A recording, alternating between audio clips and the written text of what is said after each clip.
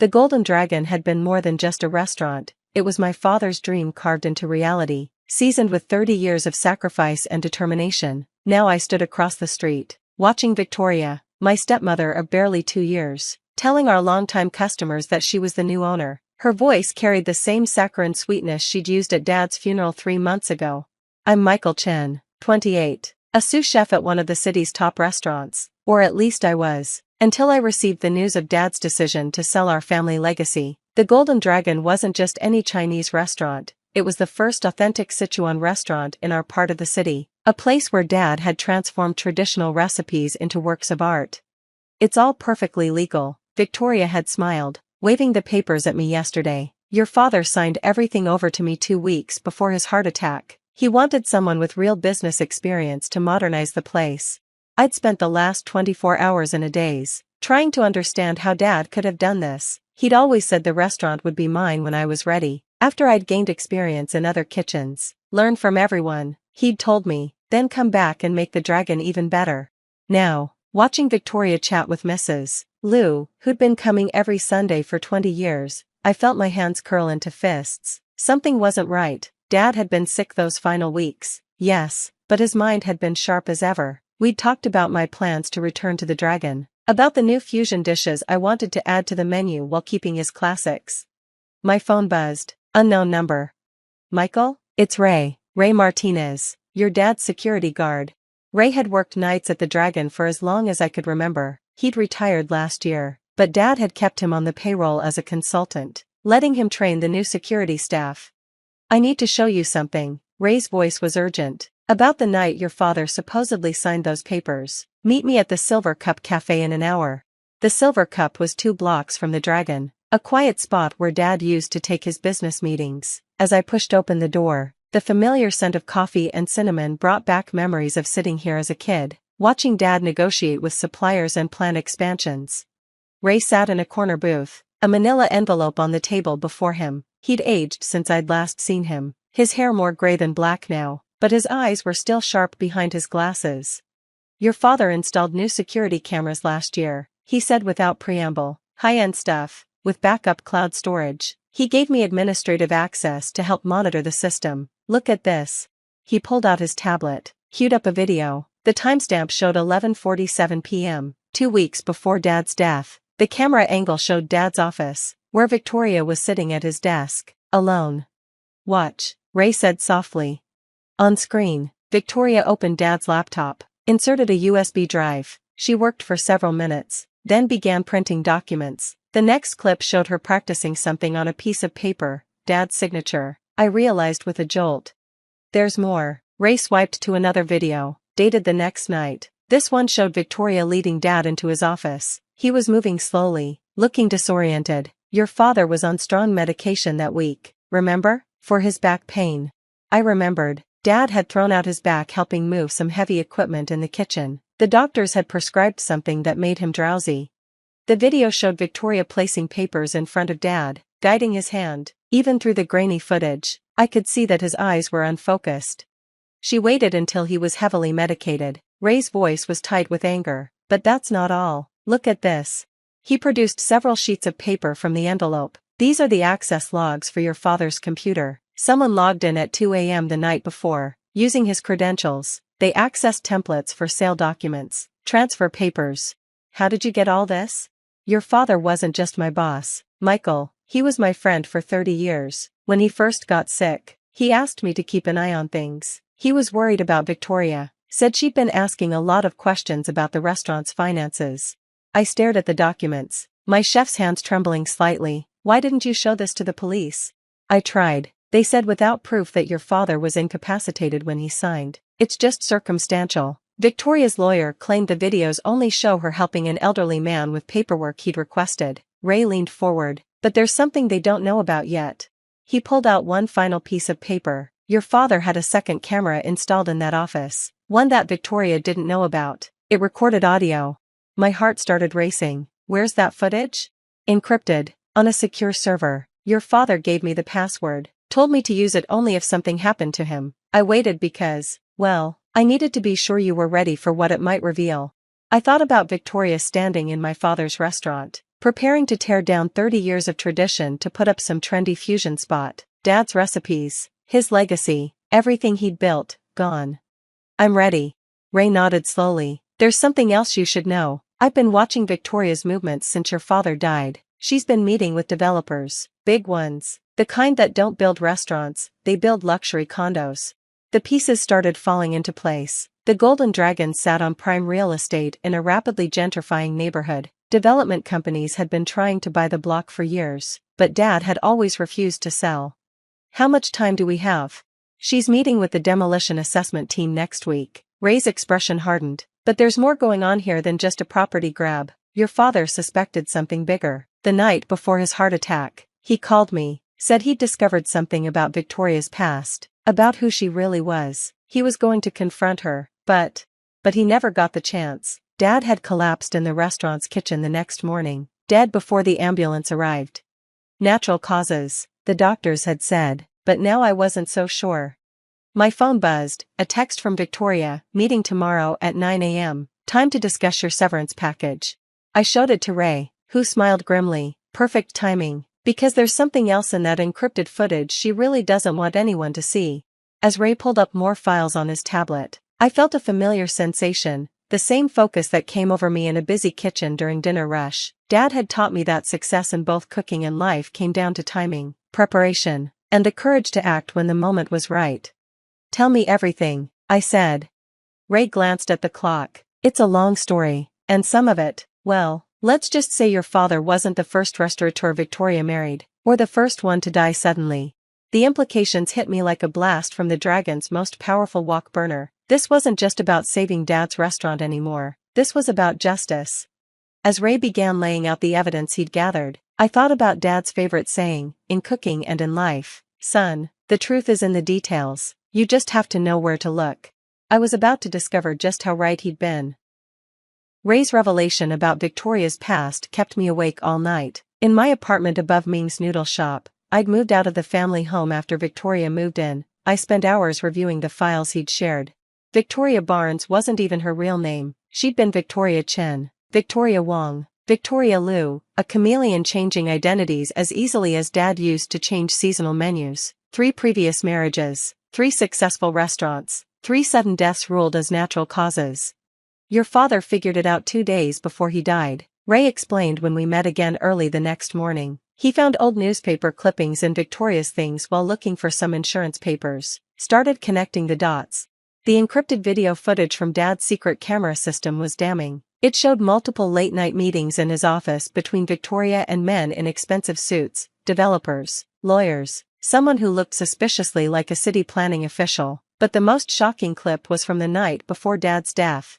I know what you did to Thomas Liu's restaurant in Seattle. Dad's voice was clear in the audio. And Robert Wong's place in San Francisco. Did you think I wouldn't investigate the woman I married? Victoria's response was chillingly calm. Those were tragic accidents, James, just like what sometimes happens when elderly restaurant owners don't properly maintain their kitchen equipment. At 9 a.m. sharp, I walked into the Golden Dragon for my meeting with Victoria. The restaurant wouldn't open for lunch service for another 3 hours, but the kitchen staff was already prep cooking. The familiar sounds and smells, ginger and garlic hitting hot oil, the rhythmic chopping of vegetables, strengthened my resolve. Victoria sat at Dad's old desk, her designer suit a stark contrast to the traditional Chinese decor. Michael, good of you to come. I have the severance papers ready. Before we discuss that, I placed my laptop on the desk. There's something you should see. She smiled indulgently. If this is about your father's promises to leave you the restaurant, we both know verbal agreements don't hold up legally. This isn't about verbal agreements. I pulled up the first video file. This is about what really happened in Seattle 5 years ago, at the Golden Palace restaurant. The smile froze on her face. Thomas Liu's daughter never believed it was just a faulty gas line that killed her father. She hired a private investigator, but he couldn't prove anything. Still, he kept everything he found. I turned the laptop so she could see the screen. Ray tracked her down last night. She's very interested in reopening the investigation. Victoria's perfectly manicured fingers tightened on her pen. I don't know what you're talking about. No? How about Robert Wong's place in San Francisco? Another successful restaurant, another convenient accident, and now the Golden Dragon. I let my voice trail off meaningfully. You're being ridiculous, but her voice had lost its smoothness. I have legal ownership of this restaurant. Your father signed. While heavily medicated, I interrupted. We have footage of that too. But what's really interesting is the audio from the night before Dad died, when you threatened him. She stood up so quickly her chair slammed into the wall. You're bluffing. There's no audio system in this office. Dad was thorough, especially after he found those newspaper clippings about your past. Or should I say, Victoria Chen's past? Or is it Wong? I forget which name you were using when you married Thomas Liu. A new voice spoke from the doorway. We've been wondering that ourselves. Detective Sarah Martinez, Ray's daughter, as it turned out, stepped into the office, accompanied by two uniformed officers. Behind them stood Ray, holding his tablet. Victoria Barnes, Detective Martinez continued. We have some questions about the deaths of Thomas Liu and Robert Wong, and about some interesting transfers from their restaurant accounts before they died. Victoria's face contorted. You have nothing, just circumstantial. We have the encrypted files from James Chen's secure server. Detective Martinez cut in, including audio of you threatening him the night before his death. We have evidence of you accessing his computer to forge documents, and we have the testimony of 3 kitchen staff members about how you insisted on checking the gas lines personally the morning Mr. Chen died. I felt my knees go weak. I hadn't known about that last part. The DA's office is very interested in the pattern, the detective continued. 3 successful restaurant owners, all married to the same woman under different names, all dead within 2 years of the marriage, all their properties sold to development companies within months of their deaths. Victoria's eyes darted around the room like a trapped animal's. Suddenly, she lunged for her bag. Gun, Ray shouted, but Detective Martinez was faster. In seconds, Victoria was face down on Dad's antique carpet, being handcuffed. Add attempted assault to the charges, Martinez said calmly, as her partner retrieved a small pistol from Victoria's designer handbag. The next few hours passed in a blur of police statements, evidence processing, and calls from the DA's office. By evening, Victoria was in custody, and I had temporary injunctions stopping any sale or demolition of the Golden Dragon. Your father had one more surprise, Ray told me as we sat in the empty restaurant that night. Check the bottom drawer of his desk. There's a false bottom. Inside, I found a sealed envelope with my name on it, and a USB drive. Dear Michael, Dad's letter began. If you're reading this, then either I'm gone, or I've finally gathered enough evidence to expose Victoria's true nature. I hope it's the latter, but given what I've discovered about her past, I have to be prepared. I never told you why I insisted you work in other kitchens before taking over the Dragon. Yes, I wanted you to learn and grow as a chef, but I also needed you safely away while I investigated the woman who seemed too perfect when she came into our lives. The USB drive contains everything I found: financial records, newspaper articles, private investigator reports. Most importantly, it has videos from every security camera in the restaurant, backed up to a secure server only Ray can access. Victoria thinks she's clever, but she doesn't understand that a good restaurant, like a good life, is built on trust and attention to detail. The Golden Dragon was never just about food. It was about creating a place where memories are made, where traditions are honored while embracing the future. You understand that better than anyone. You're ready now, son. Make it your own, but remember our roots. All my love, Dad. 3 months later, I stood in the Golden Dragon's kitchen, watching the dinner service in full swing. The place was packed. The media coverage of Victoria's arrest and the uncovering of her restaurant murder scheme had actually boosted business. The menu was new, a fusion of Dad's traditional recipes and my own innovations. The critics were calling it a successful blend of old and new, tradition and innovation. Dad would have loved it. Thomas Liu's daughter Janet had flown in from Seattle to testify against Victoria. She was sitting at Dad's favorite table now, sharing stories with Robert Wong's son Kevin about their father's restaurants. Your father was a smart man, Detective Martinez said, stopping by to pick up a takeout order. He knew something was wrong, so he left a trail of digital breadcrumbs. The DA says it's one of the strongest cases she's ever seen. The preliminary hearing had revealed the full scope of Victoria's operation. She'd worked with corrupt developers to identify successful restaurants in valuable locations. She'd charm the owners, always widowers or divorced men, marry them, then arrange accidents once they discovered her true nature. The properties would be sold to her developer partners at below-market rates, then demolished for luxury condos. But Dad had outplayed her. His hidden cameras, encrypted files, and careful documentation had exposed not just Victoria, but the entire criminal enterprise. The investigation had expanded to include city officials, developers, even some crooked health inspectors who'd helped cover up the accidents. Ray had refused any reward, but he'd accepted a position as the restaurant's head of security. "Your father was my best friend," he'd said simply. "Protecting his legacy is reward enough." We'd installed a small memorial wall near the entrance, photos of Dad, Thomas Liu, and Robert Wong. Their children had started a foundation to help family-owned restaurants protect themselves from fraudulent takeover schemes. The kitchen door swung open as one of our new servers rushed in. "Chef Mike, Table 12 wants to know if you'll make them your father's special mapo tofu. They say they've been coming here for 20 years. I smiled, reaching for the ingredients I'd prepped that morning, Dad's recipe, with just a few of my own touches. As I worked, I could almost hear his voice. "Remember, son, the secret ingredient isn't in the sauce, it's in the love you put into every dish." The Golden Dragon was more than just a restaurant now. It was a testament to a father's love, a son's determination, and the power of truth to emerge even when buried under layers of deception. As I placed the finished dish on the pass, I caught my reflection in the polished steel of the kitchen counter. For a moment, I thought I saw Dad standing behind me, nodding in approval. The security cameras caught that moment too, their digital eyes watching over the Golden Dragon just as Dad had intended, ensuring that his legacy of truth, tradition, and trust would continue to thrive. Outside, the evening crowds filled the streets of our changing neighborhood, but inside the Golden Dragon, some things remained constant: the sizzle of woks, the steam of dumplings, the laughter of families sharing meals, and the spirit of a man who knew that the best way to protect what you love is to leave behind the truth, preserved as carefully as his secret recipes. Victoria's trial would begin next month. Janet Liu and Kevin Wong would be there, along with me, Ray, and Detective Martinez. But tonight, I had a restaurant to run, recipes to perfect, and memories to honor. Dad had always said that running a restaurant was like telling a story, every dish, every customer, every moment adding to the narrative. Our story had taken an unexpected turn, but its heart remained the same: family, food, and the unshakable power of truth. As the kitchen hummed with activity around me, I picked up my favorite cleaver, Dad's old one, perfectly balanced and sharp as memory, and began preparing for the next chapter. The end. I stood in my brother's marble-floored foyer, surrounded by moving boxes and the remnants of my marriage, when Micah's words hit me like a punch to the gut. "You can't stay here forever, Poppy. You need to figure out your own life now." My name is Poppy, and 2 months ago, I walked in on my husband of 12 years having sex with his secretary on our kitchen counter. The same counter where I'd left him breakfast that morning. "I thought you said I could stay as long as I needed," I said, trying to keep my voice steady.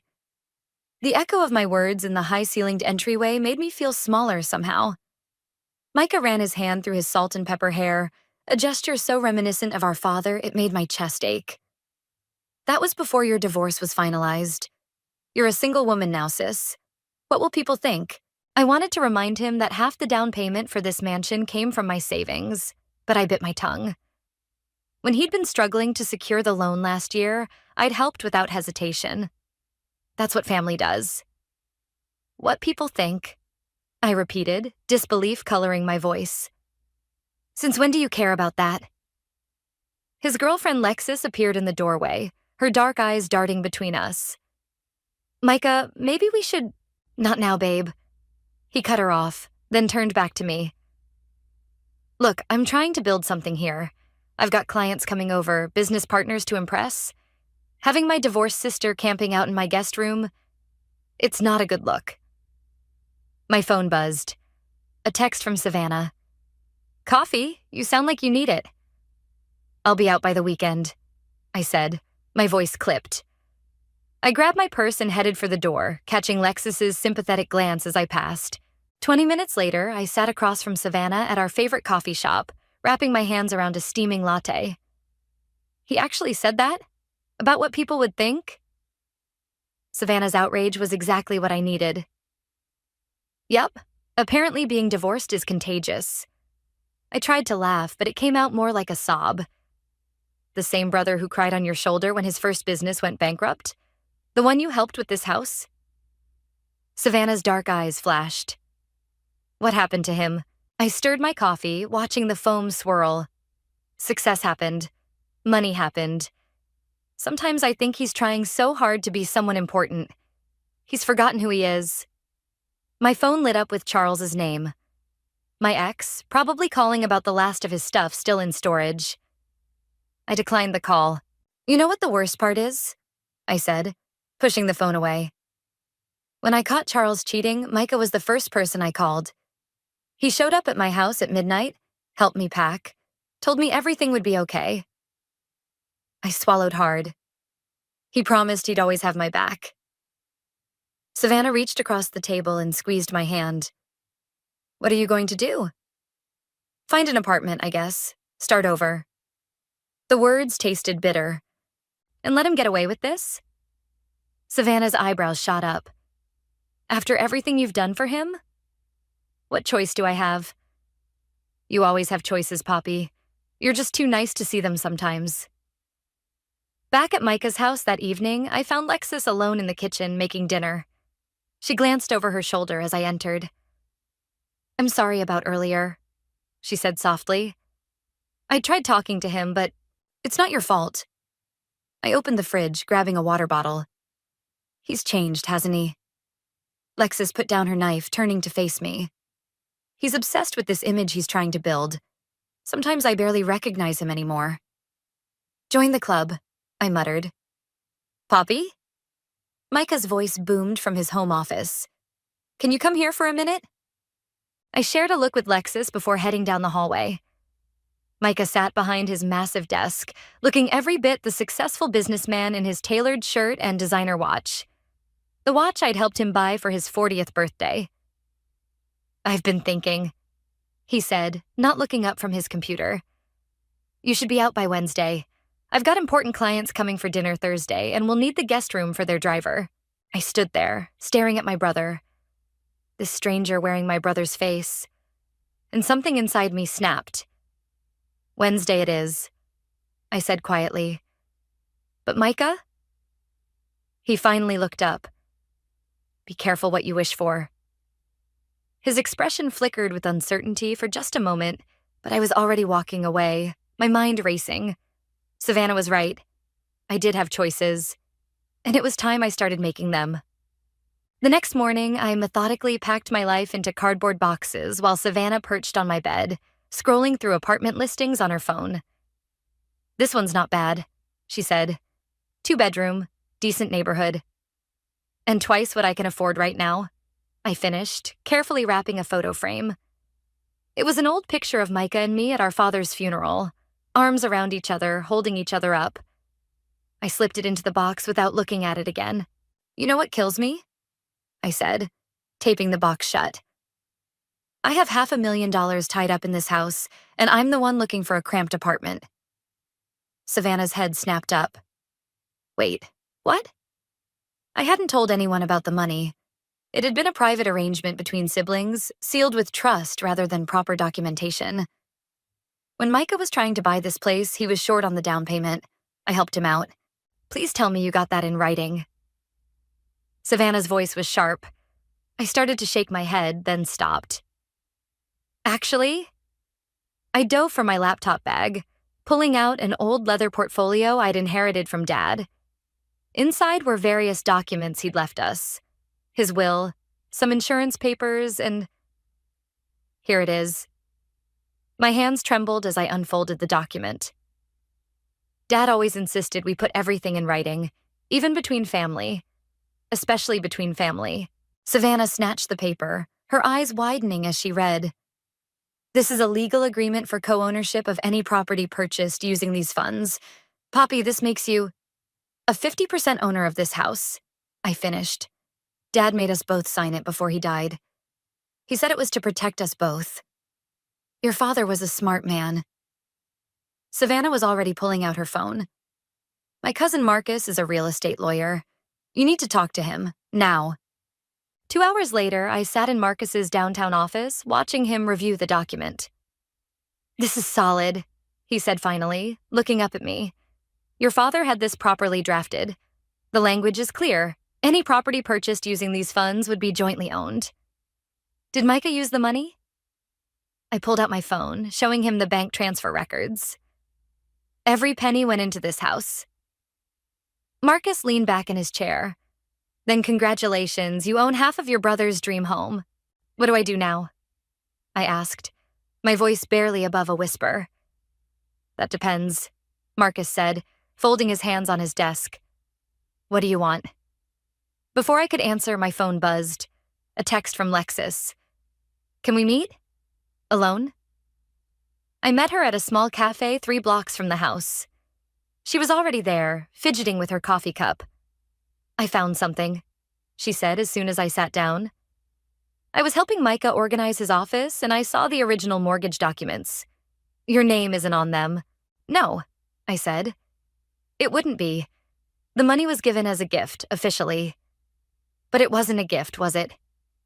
Lexus's eyes were intense. He's been talking about selling the house. He's got some potential buyers coming next month. My stomach dropped. Selling it? He says it's time to upgrade. There's a place in the hills he's had his eye on. She hesitated. Poppy, he's not planning to pay you back. I pulled out the document from my father and slid it across the table. Lexus read it, her face growing pale. Oh my God, she whispered. Does he know about this?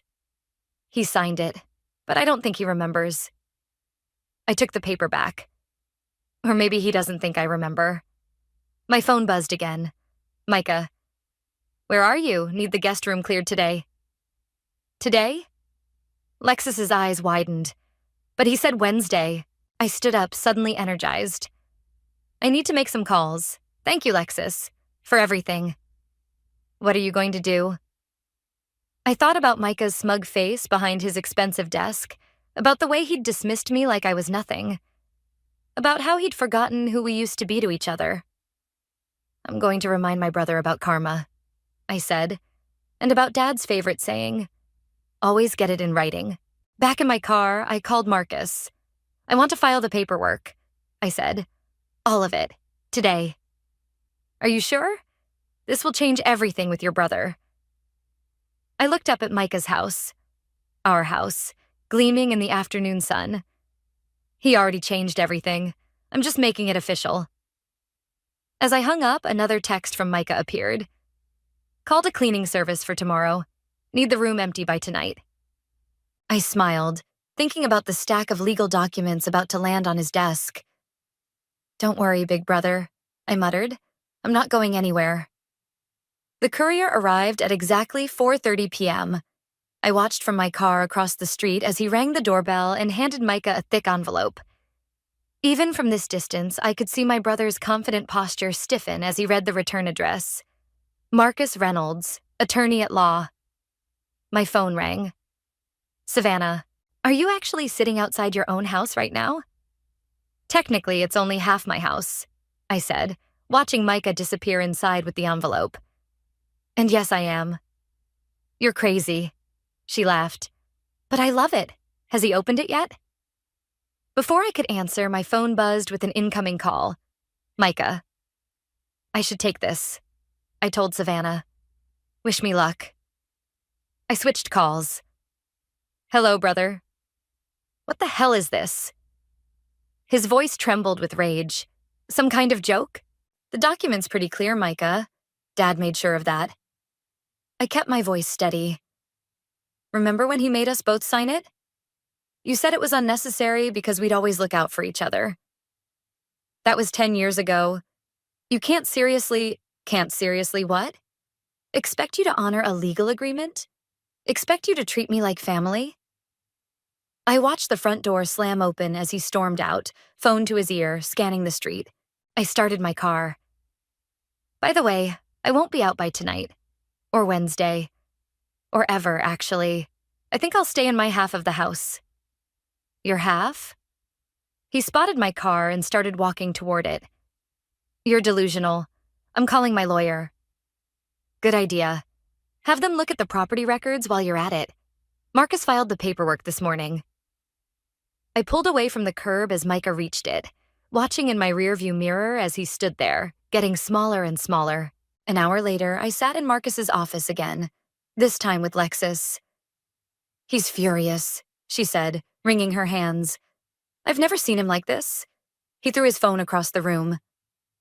Marcus spread out several documents on his desk. Let him be furious. The law is clear. The agreement is binding, and the money trail is documented. Poppy owns 50% of that property. What happens now? I asked. Well, he can't sell without your consent. Can't take out additional loans against it either. And Marcus smiled slightly. He can't evict you. My phone lit up with a text from our mother, Caroline. Your brother just called me, screaming about some document your father left. What's going on? I hadn't spoken to Caroline in months. She'd sided with Charles during the divorce, saying I should have tried harder to make it work. I should call her, I said, standing up. Wait. Lexus grabbed my arm. There's something else you should know. Those buyers coming next month? They're not just buyers. Micah's been planning to turn the house into a corporate retreat center. He's got investors lined up and everything. Marcus's eyebrows shot up. Without disclosing co-ownership? That's fraud. He thought I'd never find out about the agreement, I said. Or that I'd be too nice to use it. My phone buzzed again. A text from Micah. My lawyer wants to meet. Tomorrow, 10 a.m. Don't go alone, Marcus warned. In fact, don't go at all. Let me handle it. I thought about all the times I'd backed down, played nice, kept the peace. About Charles's smirking face when he'd told me I was too predictable. About Micah's dismissive wave when he'd told me to leave. No, I said. I want to be there. I want to see his face when he realizes what's happening. Poppy, Lexus started. It's not about revenge. I cut her off. It's about respect, about consequences, about family meaning something more than just a convenient arrangement. Marcus nodded slowly. I'll set up the meeting here. Neutral ground. That evening, I drove back to the house. Micah's car was gone, but lights blazed in every window. I used my key, my legal right now, and walked in. The cleaning service had been through. The guest room was spotless, sterile, empty. I set my bag down and pulled out the old photo of Micah and me at Dad's funeral. You were right, Dad, I whispered, running my finger along the frame. Always get it in writing. My phone buzzed one last time. Caroline. I'm coming into town. We need to talk. All of us. I placed the photo on the nightstand and sat on the bed. My bed now. Tomorrow would bring lawyers and arguments, family drama, and hard conversations. But tonight, in this room that my brother had tried to take from me, I finally felt something I hadn't felt since walking in on Charles and his secretary. I felt powerful. Marcus's office felt colder than usual as I sat across from Micah and his lawyer, a sharp-faced woman named Rita, who hadn't stopped scowling since she walked in. This is ridiculous, Micah said, tossing the agreement onto the conference table. It was a different time, a different situation. Poppy gave me that money as a gift. Actually, Marcus slid forward a stack of papers. Your sister never signed a gift declaration. The only document both parties signed was this co-ownership agreement. Rita leaned forward, adjusting her glasses. My client is prepared to offer a buyout. No. The word came out stronger than I'd expected. Be reasonable, Micah snapped. I'll give you your money back with interest. Like you were planning to do when you sold the house to those investors? I watched his face pale. Yeah, Lexus told me about your corporate retreat plans. Rita's scowl deepened. Miss, if you're attempting to blackmail... Blackmail? I laughed. I'm just stating facts. My brother tried to sell property he only half owns without disclosing that fact to investors. That's fraud, isn't it, Marcus? Marcus nodded slowly. It would be, yes. Quite serious, actually.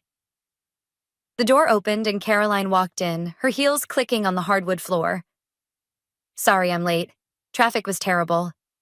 Mom? Micah stood up. What are you doing here? Sitting down with both my children and figuring out what the hell happened to them. She took a seat at the head of the table. When did you two stop being family and start being enemies? Ask her. Micah pointed at me. She's the one threatening legal action. After you tried to throw me out on the street, I shot back. After I helped you buy that house, after I supported you through everything. Enough. Caroline's voice cracked like a whip. Micah, is what your sister's saying true? Did you try to evict her? It's my house, he muttered. Half your house. Marcus corrected quietly. My phone buzzed. A text from Savannah. How's it going? Need backup? Before I could respond, Rita cleared her throat. Perhaps we could discuss a compromise. Joint ownership with clear terms about usage and eventual sale. No sale, I said firmly. I'm not selling my share. You can't just move in and... Actually, she can, Marcus interrupted. That's exactly what co-ownership means. Micah slumped in his chair. This is insane. I have plans for that property. Investments lined up. Should have thought about that before trying to kick me out, I said. Or before forgetting who helped you get that house in the first place. Caroline reached into her bag and pulled out an old envelope. I found this in your father's things. He left instructions to give it to you both if you ever ended up like this. She handed us each a letter. I opened mine with trembling fingers. Dad's familiar handwriting filled the page. If you're reading this, you've forgotten what matters most. Money comes and goes, but family is forever. The agreement I made you sign wasn't just about property. It was about trust, about having each other's backs. Don't let pride destroy what matters most. I looked up to see Micah staring at his own letter. His face softened for the first time today. I never wanted this, I said quietly. I just wanted my brother back. The room fell silent. Rita shuffled her papers uncomfortably while Marcus watched us carefully. The investors are coming next week, Micah finally said. I can't just cancel. Then don't. I leaned forward. Show them the property, but tell them the truth. That it's co-owned and any deals will need both owners' approval. And then what? Then we talk, like family, about what this house means to both of us. Caroline stood up. You're both coming to dinner tonight. No lawyers, no documents, just family trying to find their way back to each other. I have plans, Micah started. Cancel them. Caroline cut him off. Some things are more important than business, son. Your father knew that. It's time you remembered it too. As we filed out of Marcus's office, Lexis was waiting in the lobby. She took one look at Micah's face and wrapped her arms around him. Figure it out? She asked. Working on it. He mumbled into her shoulder. I watched them, remembering how Micah used to hug me like that when I was hurting. Somewhere under all his ambition and pride, that brother still existed. I just had to find him again. My phone buzzed one last time. A text from Charles. Heard about the house situation. Karma's a bitch, isn't it? I deleted the message without responding. This wasn't about karma or revenge anymore. It was about something much more important. It was about finding our way home. Caroline's kitchen hadn't changed in 20 years. The same yellow curtains, the same worn wooden table where Micah and I had done our homework, fought over breakfast, and shared our dreams. You're both terrible cooks, Caroline said, stirring a pot of her famous pasta sauce. Just like your father. That man could burn water. Remember when he tried to make Christmas dinner? I smiled despite myself. The turkey was still frozen in the middle. We had Chinese takeout. Micah added softly. It was the first thing he'd said since we arrived. Caroline set 3 plates on the table. Eat, then we talk. The silence as we ate was heavy with unspoken words. Finally, Caroline put down her fork. Your father would be heartbroken to see you like this. Dad's not here, Micah said sharply. He's not here to see how hard I've worked, what I've built. What we built, I corrected. Together. Fine. Micah slammed his hand on the table, making the plates rattle. You helped with the house, but I'm the one who turned it into something valuable. I'm the one who made the connections, found the investors, while treating me like I was nothing. My voice cracked. I lost everything, Micah. My marriage, my home. You were all I had left, and you threw me away like I was garbage. I didn't. He stopped, running his hands through his hair. I was trying to protect my investment. Investment? Caroline's voice was ice. Is that what family is to you now? An investment? You don't understand. Micah stood up, pacing. These investors, they're not just anyone. They're powerful people. They can make or break careers. I needed everything to be perfect. And your divorced sister didn't fit that perfect image? I asked. No, yes, I don't know. He collapsed back into his chair. Everything was finally falling into place. The house, the business, Lexus. I couldn't risk anything going wrong. So you risked losing your sister instead? Caroline shook her head. There's something you both need to know about your father's last days. She disappeared into her bedroom and returned with a small box. Inside was a hospital bracelet and a handwritten note. The night before he died, Caroline said, your father made me promise something. He knew you two were different. Micah with his ambition, Poppy with her heart. He worried you'd drift apart, that money would come between you. That's why he made us sign the agreement. I realized. Yes, but it wasn't just about the money. He wanted to make sure you'd always need each other, that you couldn't succeed without working together. Micah picked up the note, reading it silently. His hands started shaking. What does it say? I asked. Tell them I'm sorry. Micah read aloud. Sorry I won't be there to keep them together, but remind them that they're stronger together than they ever were apart. The kitchen fell silent except for the soft ticking of the old clock above the stove. You know what's funny? I said finally. When Charles cheated on me, the first person I thought of wasn't him, or my friends, or even Mom. It was you, Micah, because you were always the one who protected me. Until I didn't. His voice was barely a whisper. The investors are coming next week, I said. Show me the plans. Help me understand your vision. Maybe we can find a way to make it work. Together. You'd do that? After everything? I'm not giving up my half of the house, I said firmly. But I'm not giving up on my brother either.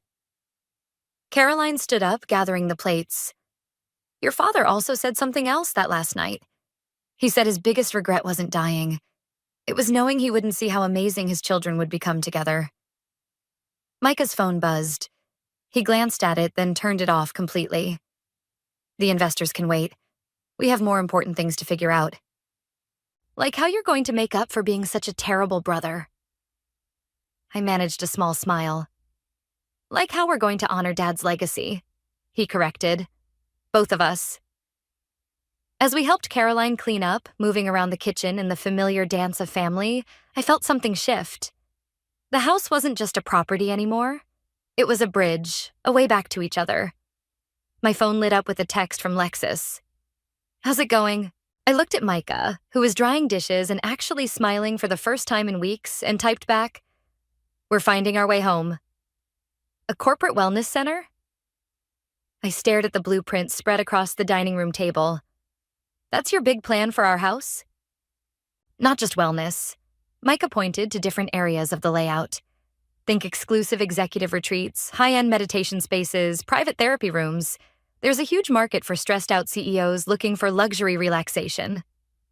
Lexus set down 3 cups of coffee. Show her the projection numbers. Micah slid over a spreadsheet. My eyes widened at the figures. These are impressive. But, Micah prompted, reading my expression, but it's also our home. I traced the outline of what was currently my bedroom. Where would we live? We could convert the east wing into private quarters, Lexus suggested. Keep it separate from the business side. My phone buzzed. Savannah. How's the big meeting with the Golden Boy going? Later, I texted back, then looked up at Micah. The investors arrive tomorrow. What exactly are you going to tell them? The truth, he said, surprising me. That the property is co-owned and any decisions need both our approval. And if they walk? Then they walk. He ran his hand through his hair. Look, I've been thinking about what Mom said, about Dad's letter. Maybe I got too caught up in the business side of things. Lexus snorted. Maybe? Okay, definitely. He amended. But this could be good for both of us. We could build something together, like Dad wanted. The doorbell rang. Lexus went to answer it, returning with Caroline and... Charles? What the hell is he doing here? Micah stood up so fast his chair toppled backward. Charles held up his hands. I came to talk business. Get out, Micah and I said simultaneously. Hear him out, Caroline said. Please. I looked at my mother. You brought him here? He has information about your investors, she said. Information you need to hear. Charles stepped forward, his familiar cologne making my stomach turn. Those investors you're meeting tomorrow? They're not what they seem. What are you talking about? Micah demanded. They're corporate raiders, Charles said. They target family-owned properties, find legal loopholes to force sales. I've seen them do it before. How do you know this? I asked. Because they approached me first, he admitted. Wanted inside information about your situation, about the co-ownership agreement. Micah's face darkened. And you told them? No, Charles said quietly. Whatever happened between Poppy and me, I couldn't do that to her. To either of you. I sat down hard, my legs shaky. Why are you really here, Charles? Believe it or not, to make things right. At least a little. He pulled out a folder. Here's everything I have on them. Their previous deals, their tactics. Use it. Micah snatched the folder, flipping through it. His face grew progressively paler. They've done this 6 times in the last year, he said. Find family-owned properties, exploit internal conflicts. Like a brother and sister fighting over ownership. I finished. Lexus peered over Micah's shoulder at the documents. Look at the fine print in their standard contract. They could force a sale within 6 months. You need to cancel the meeting, Charles said. No, I stood up. We need to show them exactly who they're dealing with. Micah looked at me. What are you thinking? I'm thinking it's time to show them what happens when someone tries to come between family. Charles shifted uncomfortably. I should go. Thank you, I said, surprising myself. For warning us. He nodded once and left, Caroline following after a quick hug for each of us. So, Lexus said into the silence, what's the plan? I looked at the blueprints, then at my brother. Remember how we used to team up against the bullies in school? A slow smile spread across Micah's face. You want to play them at their own game? Better. I pulled out my phone. I want to call Marcus and Rita. Get them both here tonight. We're going to create an ironclad partnership agreement that those raiders can't touch. And then? Lexus asked. Then we show them what happens when they try to mess with the Bennett siblings. Micah reached across the table and squeezed my hand. Together? Together, I agreed. Just like Dad wanted. As Micah made the calls to our lawyers, I looked around at our house. Not his, not mine, but ours. Tomorrow, we'd face those investors as a united front. But tonight, we'd rebuild what mattered most. Our family. My phone lit up with a final text from Savannah. Need backup tomorrow? I smiled and replied, No, I've already got all the backup I need. The investors arrived in sleek black cars at exactly 10 a.m. 3 men and 1 woman, all wearing expressions that probably hadn't changed since their last hostile takeover. Welcome to our home, Micah and I said in unison, standing shoulder to shoulder in the foyer. The lead investor, Robert, raised an eyebrow. Our? Oh, didn't your research team mention? I smiled sweetly. I'm Micah's sister and co-owner. Shall we move to the conference room? They followed us into what used to be the formal dining room, now transformed into a meeting space. Marcus and Rita sat quietly at opposite ends of the table, a united front of legal representation. Before we begin, the female investor, Amanda, opened her briefcase. We have some preliminary paperwork. Actually, Micah interrupted, we have our own documentation to discuss first. He slid copies of a bound document across the table. Our partnership agreement. Robert barely glanced at it. We were under the impression this property was solely owned by Micah. Common mistake, I said. One that could have led to some unfortunate legal complications. Good thing we cleared that up early, right? The other two investors, who hadn't introduced themselves, exchanged glances. Perhaps, Amanda said smoothly, we should discuss our vision for this property. Of course. Micah stood up. But first, coffee? Lexus? Lexus entered with a tray of coffee and pastries, setting them down just as Caroline walked in. Oh, I'm sorry, she said, perfectly timed. I didn't realize you had a meeting. I just dropped by to discuss the family trust's interest in the property. Robert's jaw tightened. Family trust? Mom's our financial advisor, I explained, watching their faces fall. She helps manage our family's real estate portfolio, which is extensive, Caroline added, sitting down. Though this property holds special sentimental value. My late husband made sure of that. Marcus cleared his throat. Perhaps we should discuss the specific terms of your proposal? Amanda opened another folder. We're prepared to offer significantly above market value. Interesting, I cut in, because we had our own proposal in mind. I nodded to Micah. He clicked a remote, bringing up our wellness center plans on the wall screen. We're not looking to sell. We're looking for investors in this concept. Minority investors. With no controlling interest, Rita added helpfully. Robert's face reddened. This isn't what we discussed. No, Micah agreed. It's better. A guaranteed 15% return on investment with none of the legal complications of trying to force a sale through loopholes or family conflicts. Amanda's professional mask slipped. I don't know what you're implying. We're not implying anything, I said, sliding forward the folder Charles had provided. We're stating facts, like your company's interesting pattern of acquiring family properties through, let's call them aggressive tactics. The silent investors finally spoke up. This meeting is over. Is it? Caroline asked.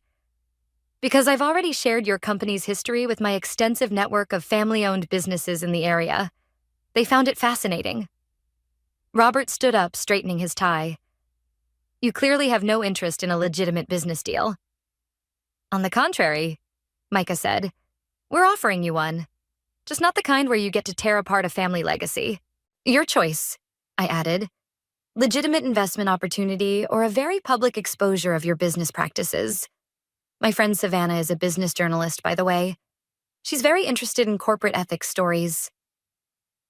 The room fell silent except for the soft ticking of the grandfather clock in the corner, the one Dad had restored himself. Amanda closed her briefcase. We'll be in touch. No, I said firmly. You won't. They filed out, their expensive shoes clicking on the marble floor.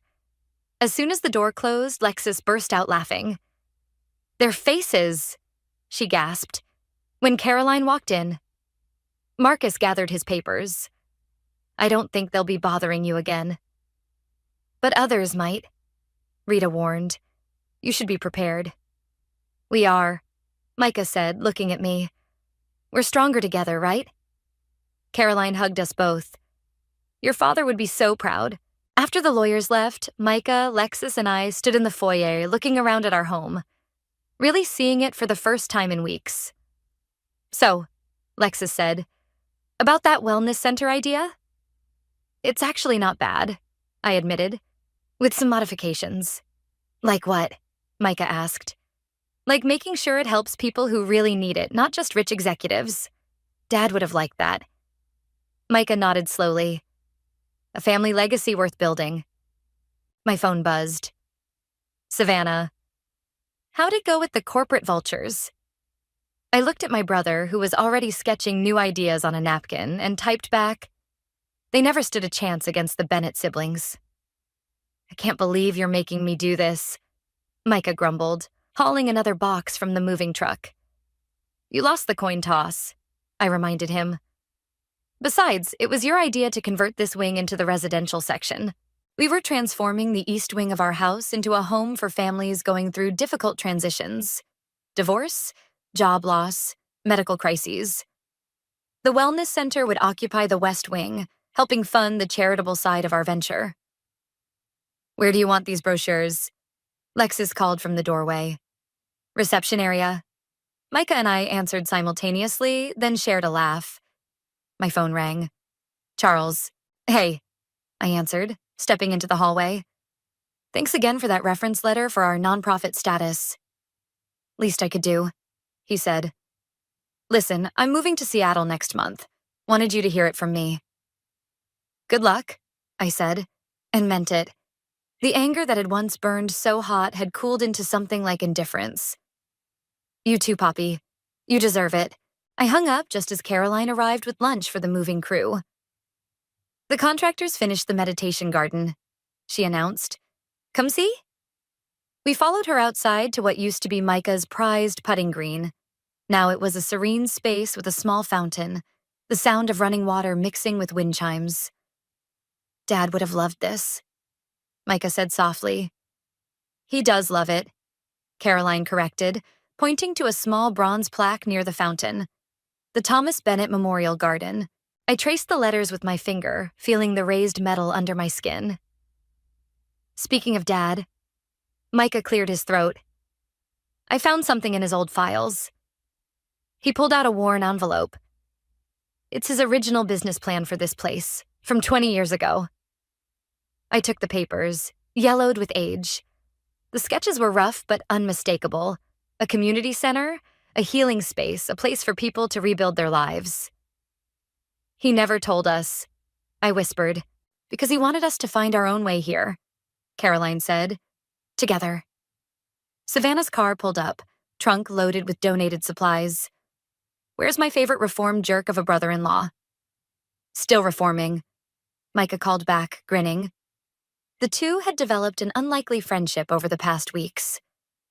"The local news wants to do a story on the center," Savannah said, unloading boxes. "Something about siblings turning family drama into community service. No press," Micah and I said together. "Still weird when they do that," Lex's stage whispered to Savannah. The rest of the day passed in a blur of activity. By sunset, we stood in the newly furnished common room, surrounded by the evidence of our shared vision. "First family moves in tomorrow," I said, straightening a picture frame. The old photo of Micah and me at Dad's funeral, now joined by a new one of us at the center's groundbreaking. "Are we ready?" Micah asked.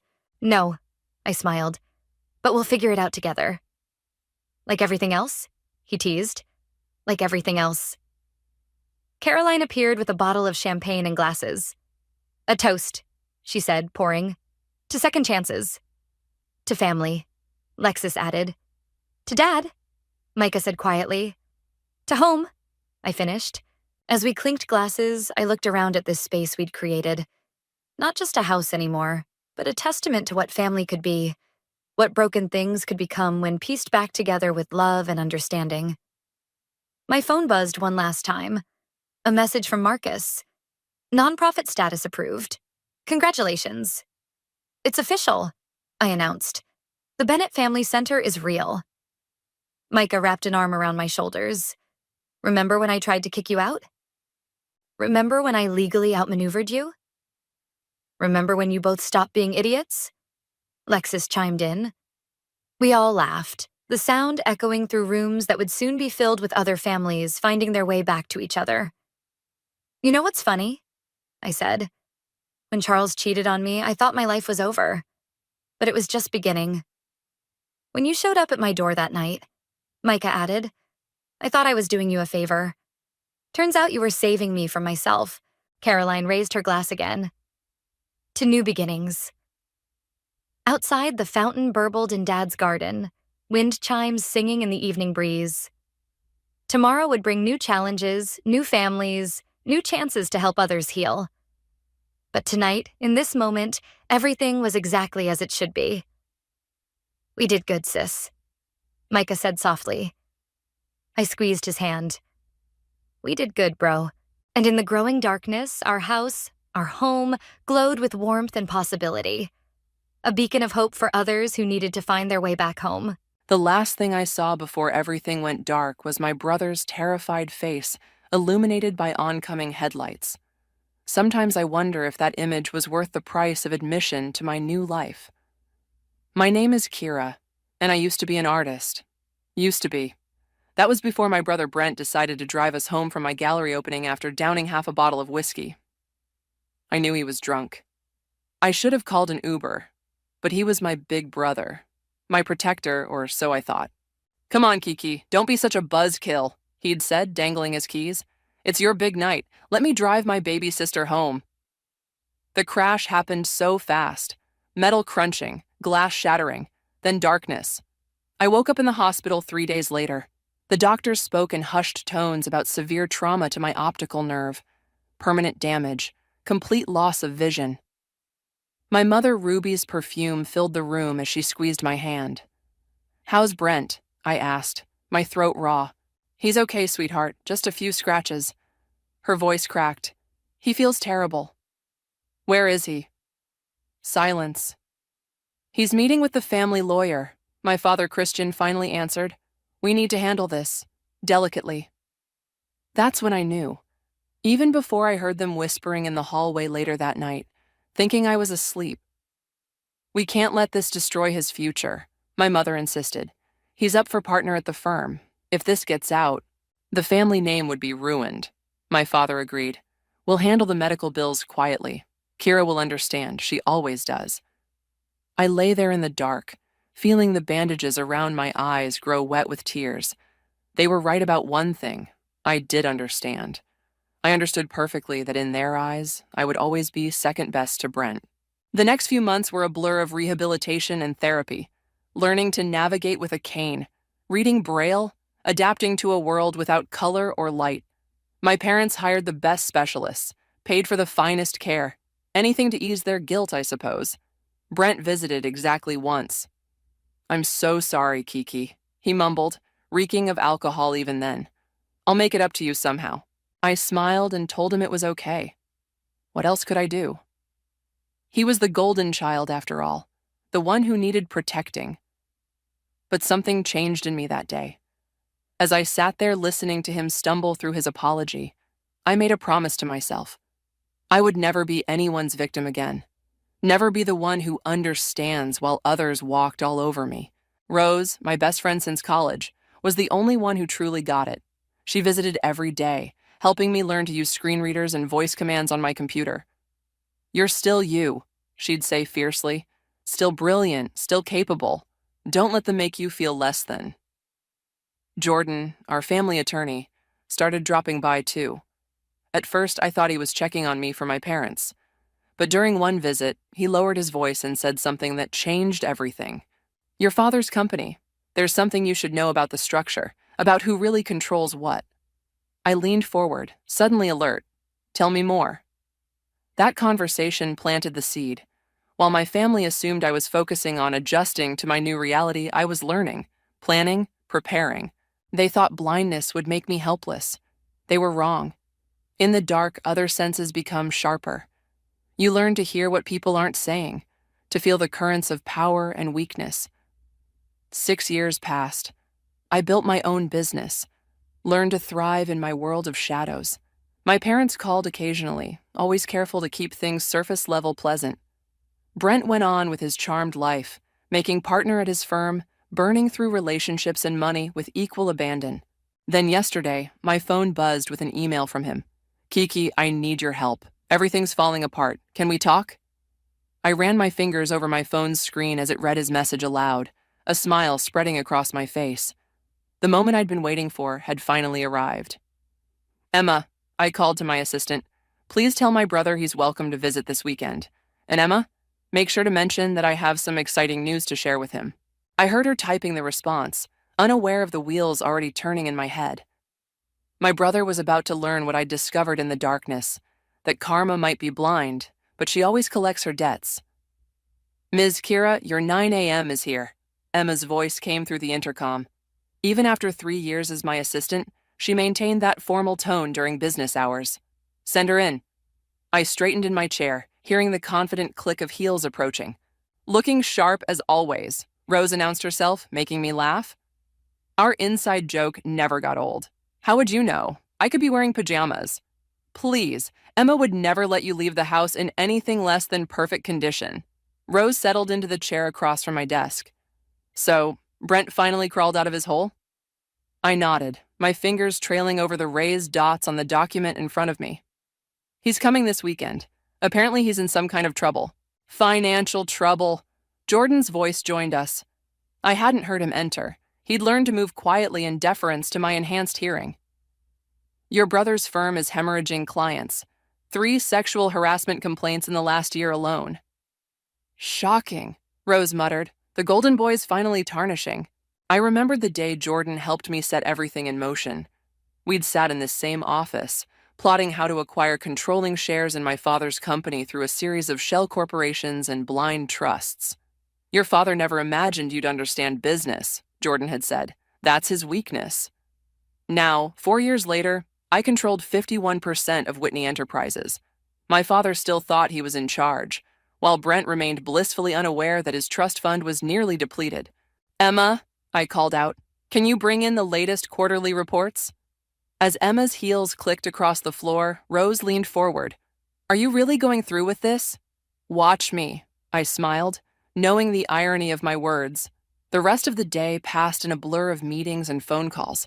I'd built my own consulting firm from scratch, specializing in corporate restructuring. The irony wasn't lost on me, a blind woman helping others see their way through business challenges. That evening, as I sat in my penthouse apartment, my phone buzzed. Kiki? Brent's voice was strained. Just wanted to confirm for this weekend. Of course, big brother. Emma will send a car for you. I can drive myself. No. The word came out sharper than intended. You've done enough driving for both of us, don't you think? The silence stretched uncomfortably. Right. He finally mumbled. Sorry. After hanging up, I called Rose. Everything's set, she reported. The board meeting is scheduled for Monday morning. Jordan has all the paperwork ready. And my parents? Your mother's been calling everyone she knows, trying to secure a loan for Brent. Your father's still clueless about the company ownership. I walked to my window, feeling the evening sun on my face. My fingertips found the glass, cool and smooth. Somewhere out there, my family was about to learn that their perfect world was built on shifting sand. Ms. Kira? Emma's voice was gentle. Your dinner's ready, and I've laid out your outfit for tomorrow's meeting with the investors. Thank you, Emma. I turned from the window. Any messages from my mother? 3. She asked about having dinner next week. She also mentioned that your father's birthday is coming up. I smiled. Tell her I'm terribly busy. Send the usual gift to father, something expensive and impersonal. Later that night, as I lay in bed, my phone read out an email from Jordan. Final verification complete. All assets are in place. Operation is go for Monday. Are you sure about this? My fingers flew over the phone's screen. Absolutely. Time to show them that justice isn't the only thing that's blind. I thought about Brent, probably drinking himself to sleep in his overpriced apartment. About my mother, still making excuses for him after all these years. About my father, who chose family reputation over his daughter's justice. My phone buzzed again, Rose checking in. You okay? Never better, I replied, just thinking about how much can change in a weekend. Need me there when Brent arrives? No, this is something I need to do alone. I paused. But stay close to your phone. Always. And Kira, remember, you're not that scared girl in the hospital anymore. No, I wasn't. That girl died the night they chose Brent over justice. In her place rose someone stronger, someone who learned to see clearly in the dark. As I drifted off to sleep, I smiled, thinking of Brent's upcoming visit. He had no idea he was walking into a trap 6 years in the making. Sometimes the best revenge isn't served cold, it's served blind. The doorbell chimed at exactly 2 p.m. Emma's heels clicked across the floor to answer it, and I heard my brother's familiar shuffling gait. Kiki? His voice was smaller than I remembered. You look amazing. Wish I could say the same. I kept my tone light, gesturing toward the living room. Emma, please bring us some coffee.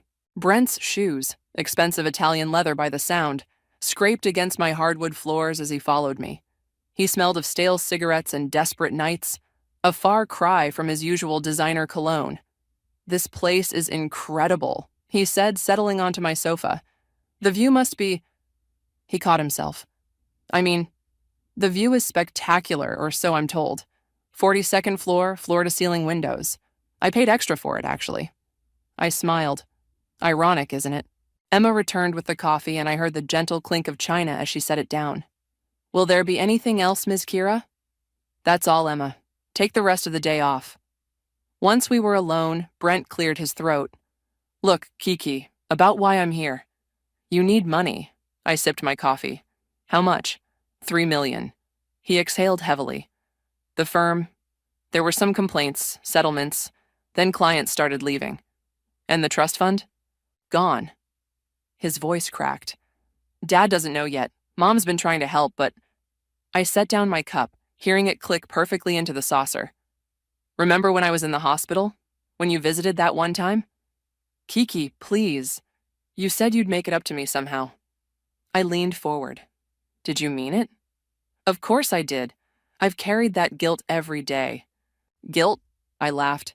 "Is that what you call it? Drinking yourself stupid every night, harassing women at your firm, burning through Dad's money?" The sofa creaked as he shifted uncomfortably. "How do you know about—" "I know everything, Brent. Every settlement, every NDC, every penny you've squandered." I stood, walking to the window. "Did you know I own this entire building?" "What?" "The building, the consulting firm, 3 others like it across the country." I turned to face him. Turns out being blind makes people underestimate you. They never see you coming. His breathing had quickened. "Kiki, what are you saying?" "I'm saying I can help you, big brother. But first, we need to discuss Monday's board meeting." "What board meeting?" The door opened, and Jordan's measured footsteps entered the room. "The Whitney Enterprises quarterly board meeting," he said. "Hello, Brent." "Jordan, what are you doing here?" "Helping your sister prepare some documents." Papers rustled. "Documents that will determine the future of the company." Brent stood up so quickly his coffee cup clattered. "What the hell is going on?" "Sit down," I said quietly. "It's time you learned what I've been doing these past 6 years while you were busy destroying everything Dad built." Jordan laid out the papers, and I heard the scratch of his pen as he marked signing spots. "Your sister," he explained, "has acquired controlling interest in Whitney Enterprises through a series of perfectly legal transactions." "That's impossible," Brent whispered. "Dad would never—" "Dad doesn't know," I cut in. "Yet. He will on Monday when I announce the company's new direction, and your role in it." "My role?" "You have 2 choices, Brent. Sign these papers, agreeing to enter a rehabilitation program and accept a position under my direct supervision, or face the consequences of your actions at the firm. All of them." The silence stretched thin enough to snap. "You're blackmailing me?" His voice trembled with rage. "Your own brother? No, I'm offering you salvation, more than you ever offered me." He stood again, pacing. "Does Mom know about this?" "Mom's too busy trying to save you to see what's coming." I smiled. "Rather like old times, isn't it?" "I'll tell Dad." "You'll tell him what?" Jordan interjected. "That you've bankrupted yourself? That you're facing multiple harassment suits? That you need $3 million to stay out of legal trouble?" Brent's pacing stopped. When he spoke again, his voice was different. Defeated. "What do you want me to sign?" I gestured to Jordan, who slid the papers across the coffee table. As Brent's pen scratched against paper, I felt a flutter of something. Not quite satisfaction, not quite pity. "Welcome to your new life, big brother." I turned back to the window I couldn't see.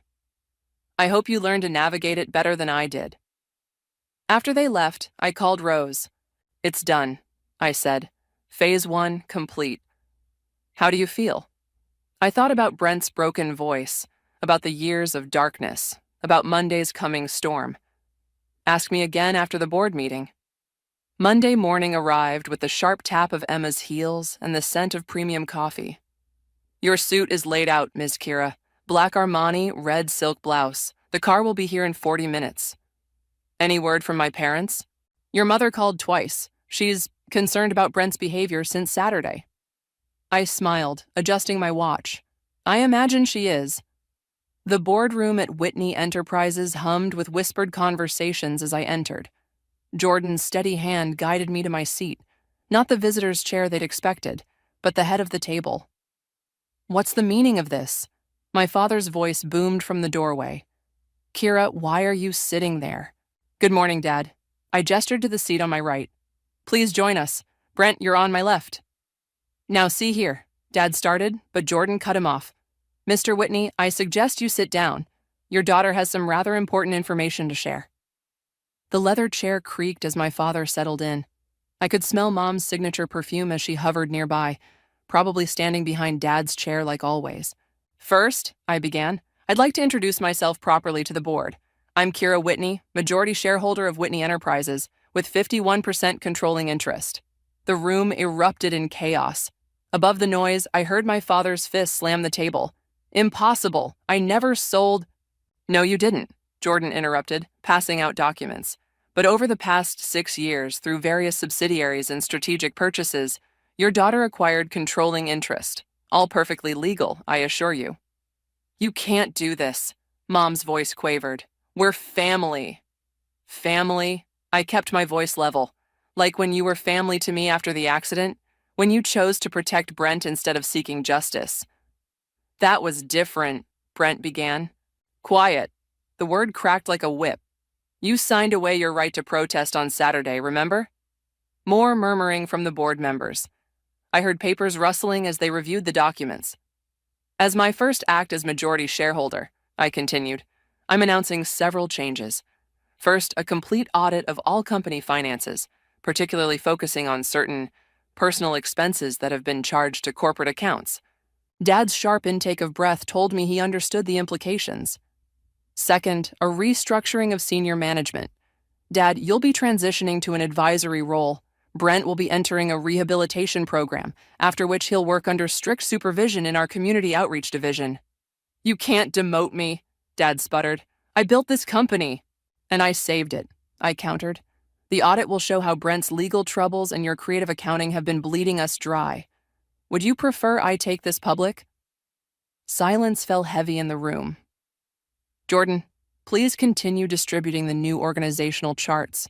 You'll notice several positions have been eliminated or restructured." "Kira," Mom's voice was pleading now, "think about what you're doing to this family." "I have thought about it. For 6 years, 3 months, and 12 days. Ever since I lay in that hospital bed and heard you choose Brent over me."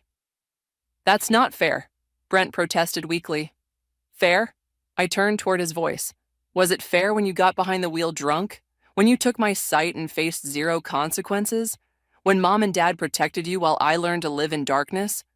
The boardroom remained silent except for the sound of shuffling papers and uncomfortable shifting in chairs.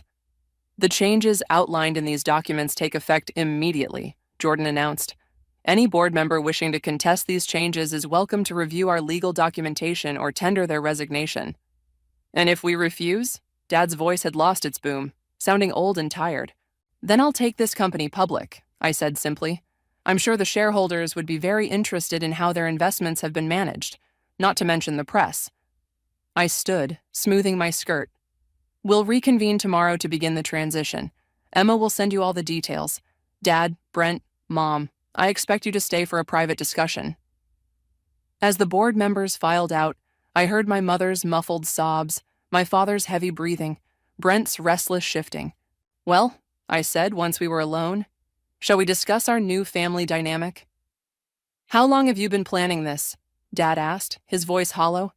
"Since the day you chose to protect the family name instead of fighting for justice for your daughter." I smiled. Turns out darkness is an excellent teacher of patience. The silence that followed was deafening. My revenge was only beginning, but already I could taste its bittersweet victory. Sometimes the best way to make people see is to leave them in the dark.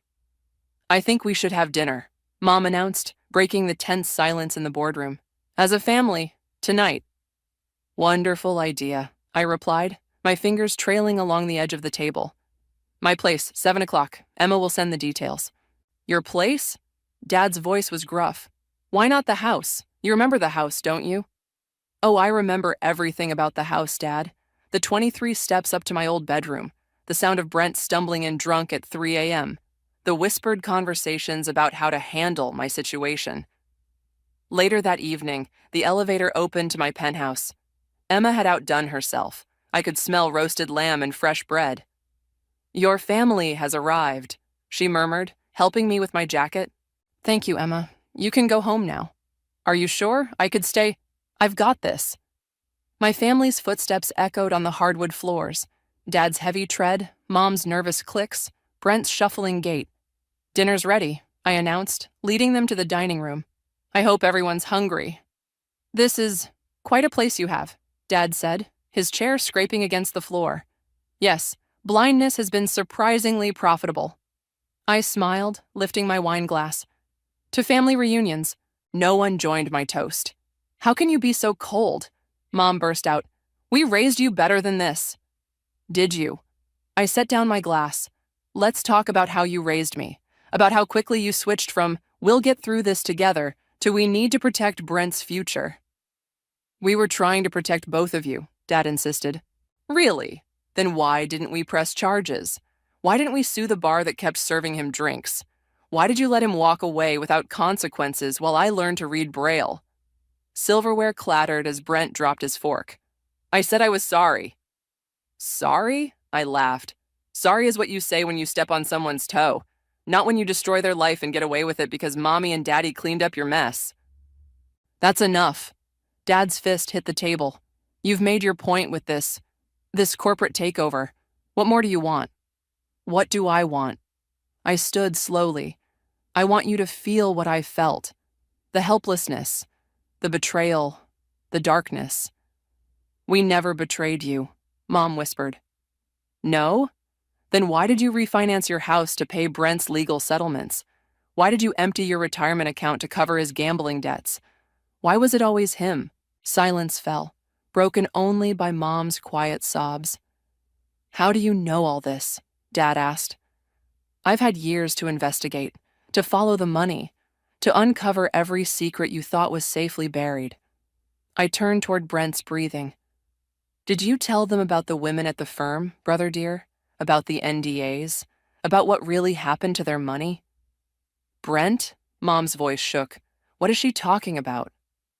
I can explain." "He can't explain," I cut in. "But the documents can. Jordan?" Right on cue, Jordan entered the dining room. "I have the files you requested, Kira." "Pass them around. I think it's time for some light reading." Papers rustled.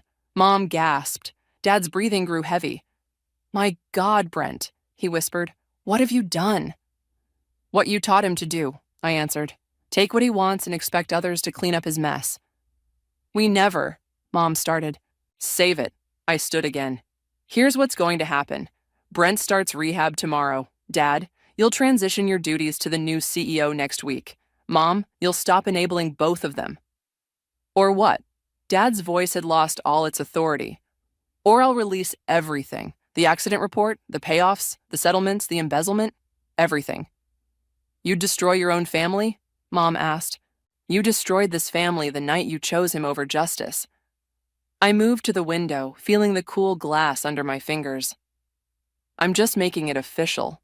Chairs scraped as they stood.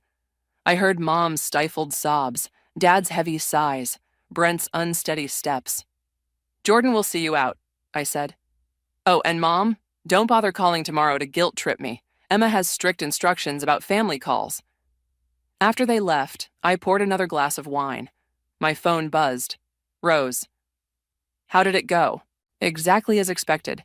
They're broken, but still in denial." "And how do you feel?" I thought about Mom's sobs, Dad's defeated voice, Brent's silence. "Ask me again when this is over." "And when will that be?" I smiled into the darkness. "When they finally see what I've seen all along, that sometimes the darkest truth is the one staring right at you." The rehab center's waiting room smelled of antiseptic and broken promises. I sat waiting for Brent's first family session, Rose beside me for support. "He's been here 2 weeks, the counselor said, settling into her chair. "I'm Dr. Sarah, and I must say, your brother has made some interesting revelations." The door opened, and I heard Brent's footsteps. steadier now, without the telltale shuffle of someone perpetually hungover. Kiki, he said softly. I didn't expect you to come. Sit down, Brent. Dr. Sarah says you have something to share. The chair creaked as he sat. I've been doing a lot of thinking about the accident, about everything after. Brent has been working on his accountability, Dr. Sarah explained. Would you like to share what you wrote, Brent? Papers rustled. Brent cleared his throat. I've been running away, he began, voice shaking. Not just from what I did to you, but from who I am. Every drink, every woman, every risky deal. It was all about escaping the guilt. Guilt? I kept my voice neutral. Or shame? Both. He paused. The night of the accident, I wasn't just drunk. I was angry. This was new. Rose's hand found mine, squeezing gently. Angry about what? Your success. Your gallery opening. Everyone talking about how talented you were, how bright your future was. His voice cracked. I was failing at the firm, taking money from Dad to cover my mistakes. And there you were, shining. So, you decided to dim my light? No, I didn't mean to. He broke off, and I heard him fighting for control. I wanted to drive you home, to prove I could still be your big brother, your protector. Instead, I destroyed everything. Not everything, I corrected. Just my sight, my art, my trust in family. Ms. Whitney, Dr. Sarah interjected, your brother has made significant progress in acknowledging his actions.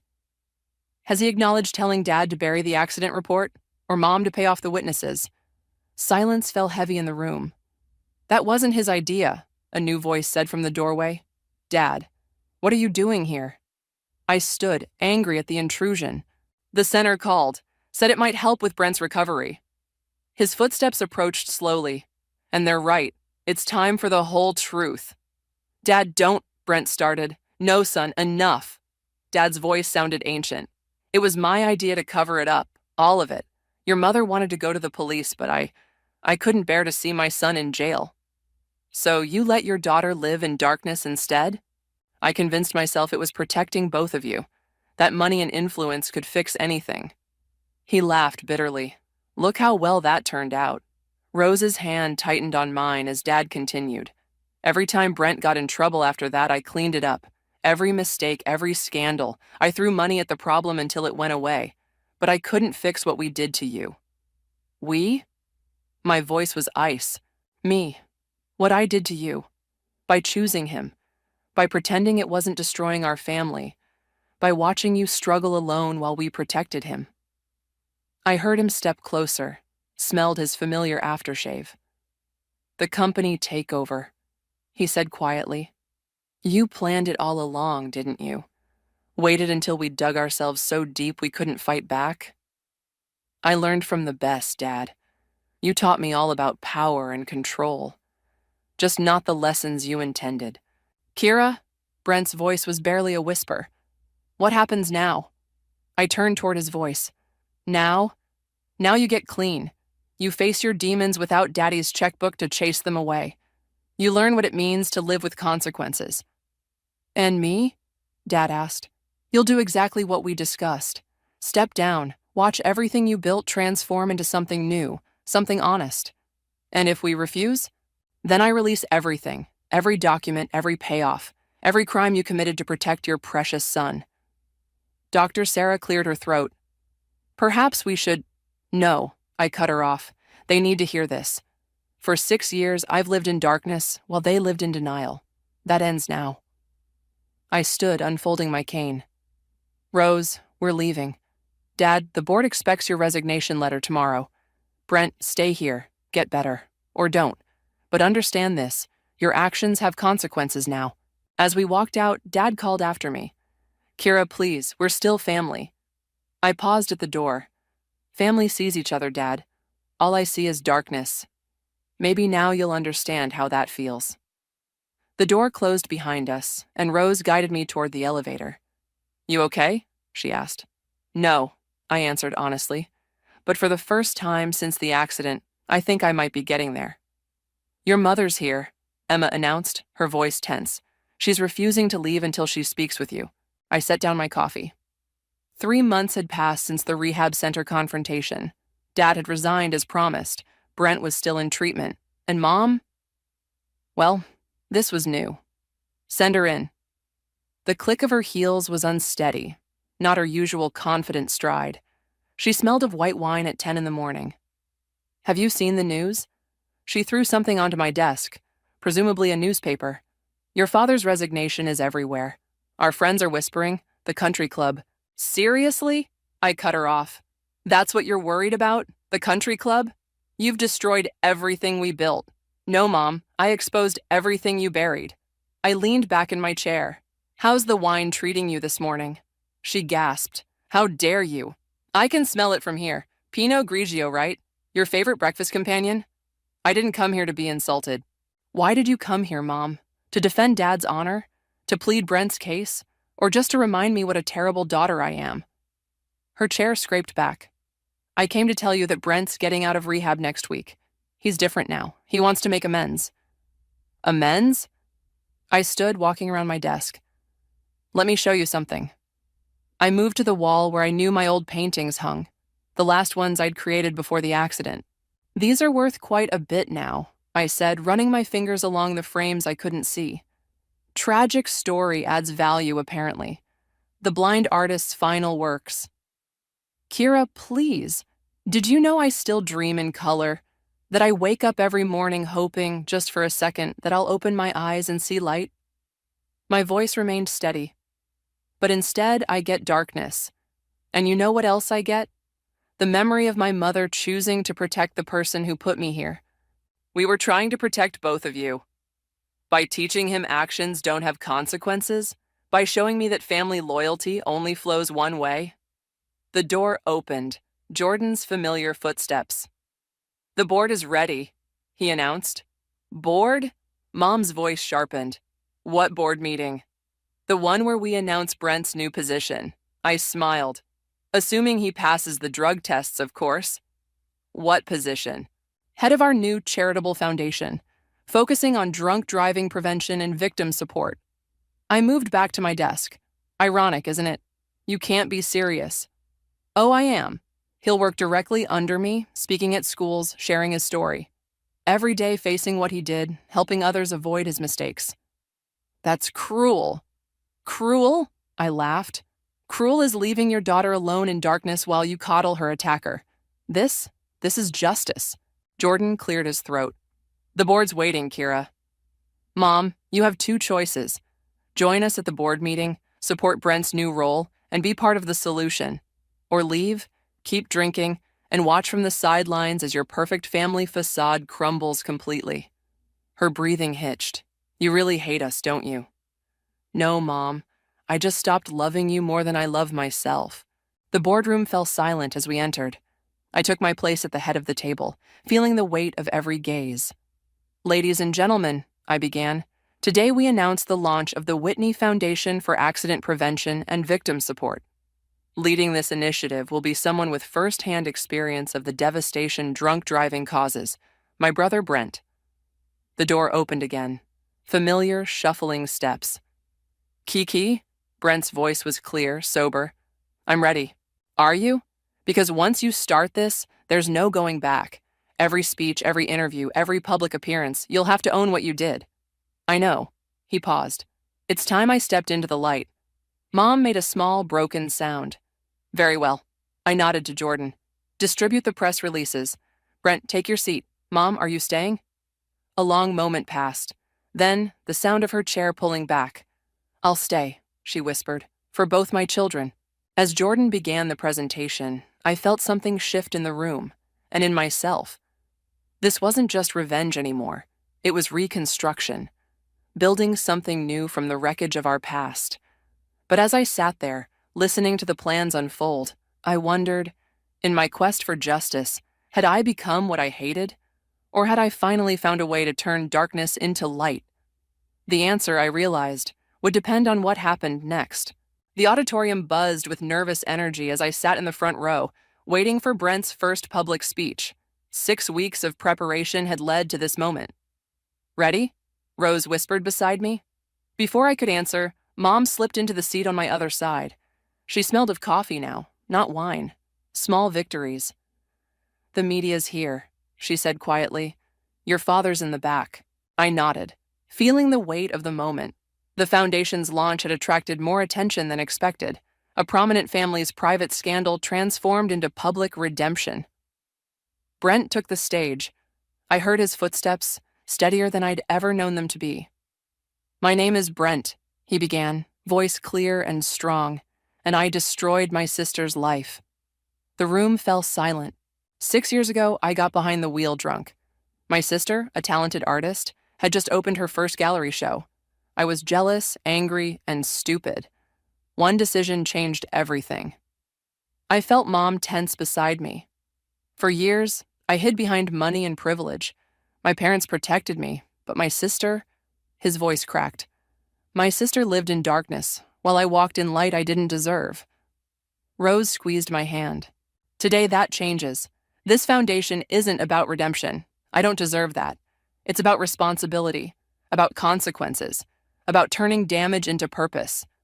Suddenly, Dad's voice rang out from the back. This is wrong. Murmurs rippled through the crowd as he strode down the aisle. Dad, don't, Brent warned from the stage. No, let him speak, I said, standing. Come on, Dad. Tell everyone what's wrong about this. His footsteps stopped near me. This public confession, this spectacle, is exactly what should have happened 6 years ago, I finished. The truth, finally seeing daylight.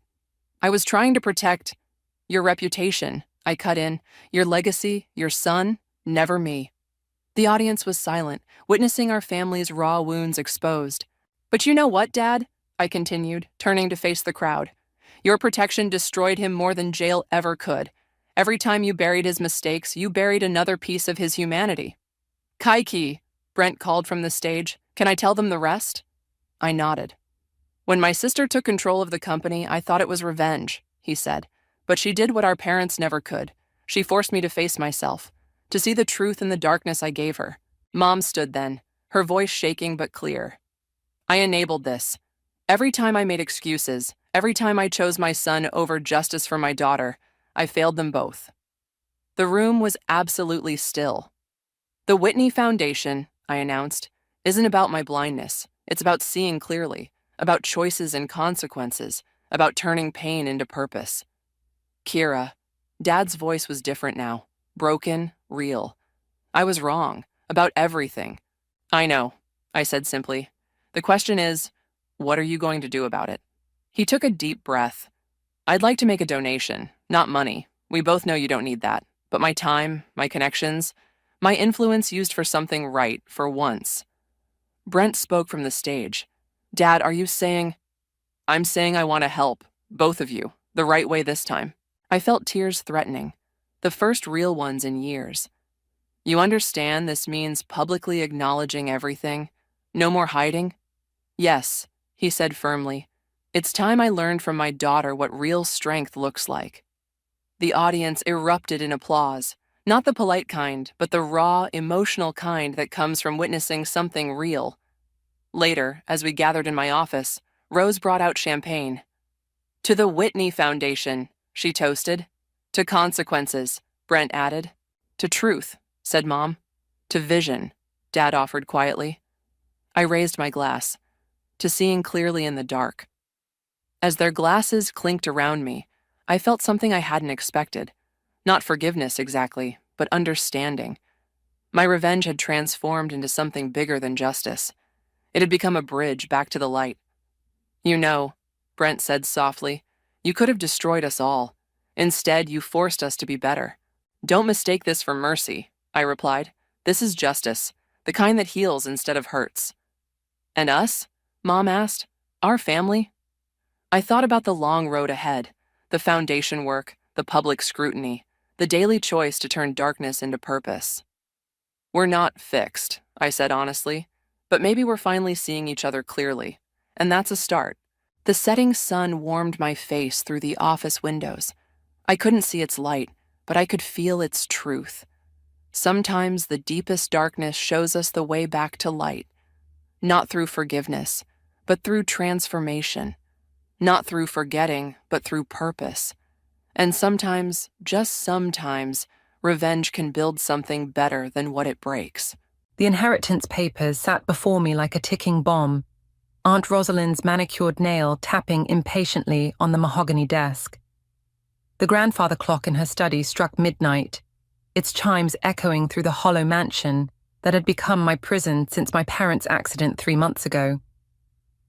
"Brinley, darling, it's a simple formality," Rosalind cooed, her voice dripping with artificial sweetness. "Just sign here, and we can put all this nasty business behind us. I'm Brinley, and at 24, I never imagined I'd be sitting here, being pressured to sign away my parents' legacy at midnight. The timing wasn't coincidental. Nothing about Aunt Rosalind ever was. It's late," I said, my voice barely a whisper. "Can't this wait until morning? When Talon can review—" "Talon?" Rosalind's perfectly plucked eyebrows arched. "That old friend of your father's?" "Darling, he's not family. We are. And family takes care of its own." The way she emphasized "takes care" sent chills down my spine. Through the study's window, lightning illuminated the gardens where Mom used to tend her roses. Now they were withering, just like everything else she'd loved. "I just don't understand the rush," I pressed, fighting to keep my voice steady.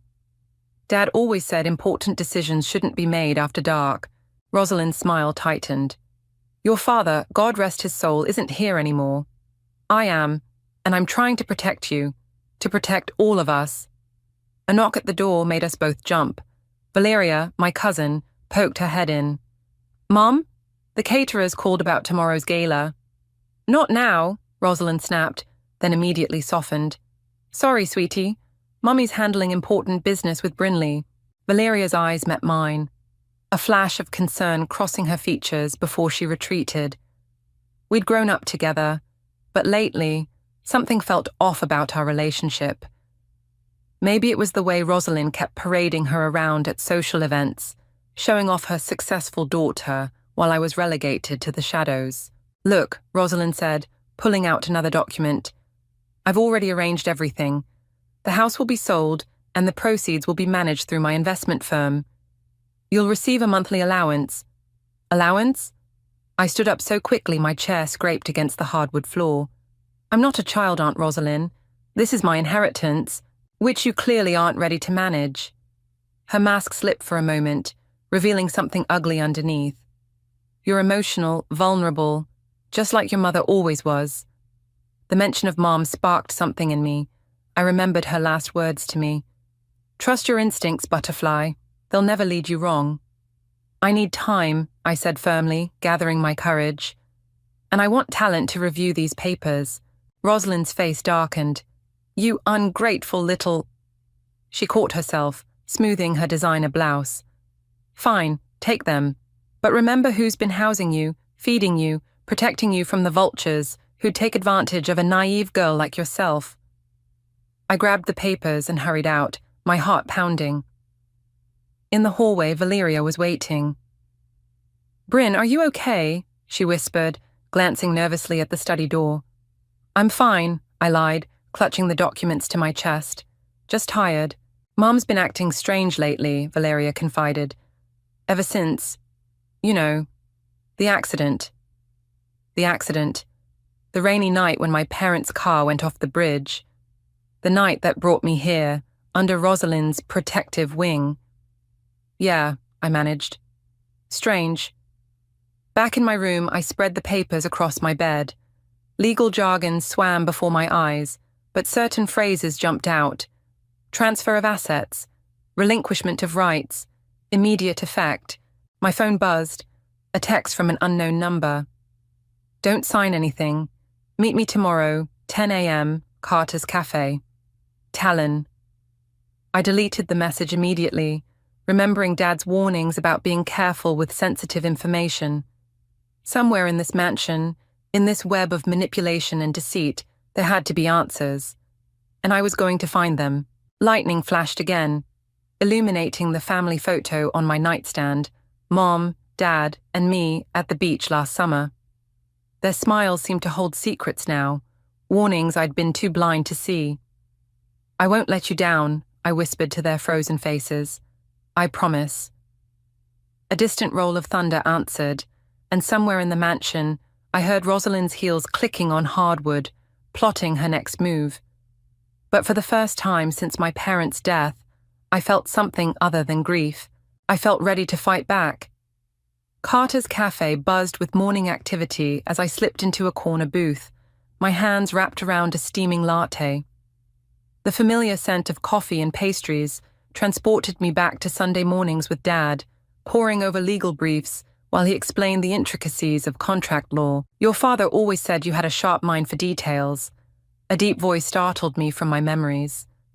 Talon stood there, his silver hair and kind eyes exactly as I remembered from my childhood. "It's been a while," I said, gesturing for him to sit. He placed his briefcase on the table, glancing around before speaking. "I came as soon as I heard about Rosalind's midnight paperwork party. You didn't sign anything, did you?" "No, but she's persistent." Talon pulled out a folder, his expression grim. "Your father knew something like this might happen. That's why he made me promise to watch over you if anything happened to him and Iris." My throat tightened at the mention of my parents. "What do you mean, knew this might happen?" 3 weeks before the accident, your father came to my office. He was worried about discrepancies he'd found in Rosalind's investment firm's records. Clients' money vanishing, properties being transferred under suspicious circumstances. The waitress approached and we fell silent until she left with our orders. "Dad never mentioned any of this," I said, leaning forward. "He was building a case." Quietly. Talon opened the folder, sliding several documents across the table. "These are copies of what he found. Bank statements, property deeds, client complaints that mysteriously disappeared." My hands trembled as I examined the papers. "Some of these properties, they're listed in the documents Rosalind wanted me to sign." "Exactly. She's trying to cover her tracks, using your inheritance as a smokescreen." Talon's voice hardened. "Your father was close to exposing everything when they had their accident," I finished, my coffee turning bitter in my mouth. The implications hit me like a physical blow. "Are you suggesting—" Talon held up his hand. "I'm not suggesting anything. But the timing is concerning." A familiar click of heels made us both freeze. Through the cafe's window, I spotted Valeria walking past, phone pressed to her ear. "We need to be careful," Talon warned, quickly gathering the documents. "Rosalind has eyes everywhere." "What about Valeria?" I asked. "She seems different from her mother." "Trust no one completely right now, but keep watching. Sometimes allies come from unexpected places." He handed me a small USB drive. "Everything's here. Copies of your father's findings, plus what I've gathered since. Keep it safe." "What do I do now?" "Act normal. Let Rosalind think she's winning. There's a family reunion next week, right?" I nodded. "Perfect. Keep your eyes open, but don't let on what you know. And Brinley?" His expression softened. "Your parents would be proud of you." Standing up to Rosalind took courage. As Talon left, I sat there, memories flooding back. Dad in his study, teaching me to read between the lines of contracts. Mom always saying, "The truth has a way of rising to the surface like cream in coffee." My phone buzzed. A text from Rosalind. "Dinner tonight, 7 p.m. sharp. We need to discuss your future." Another message followed. "Wear something nice. The Winters are joining us. Their son's been asking about you.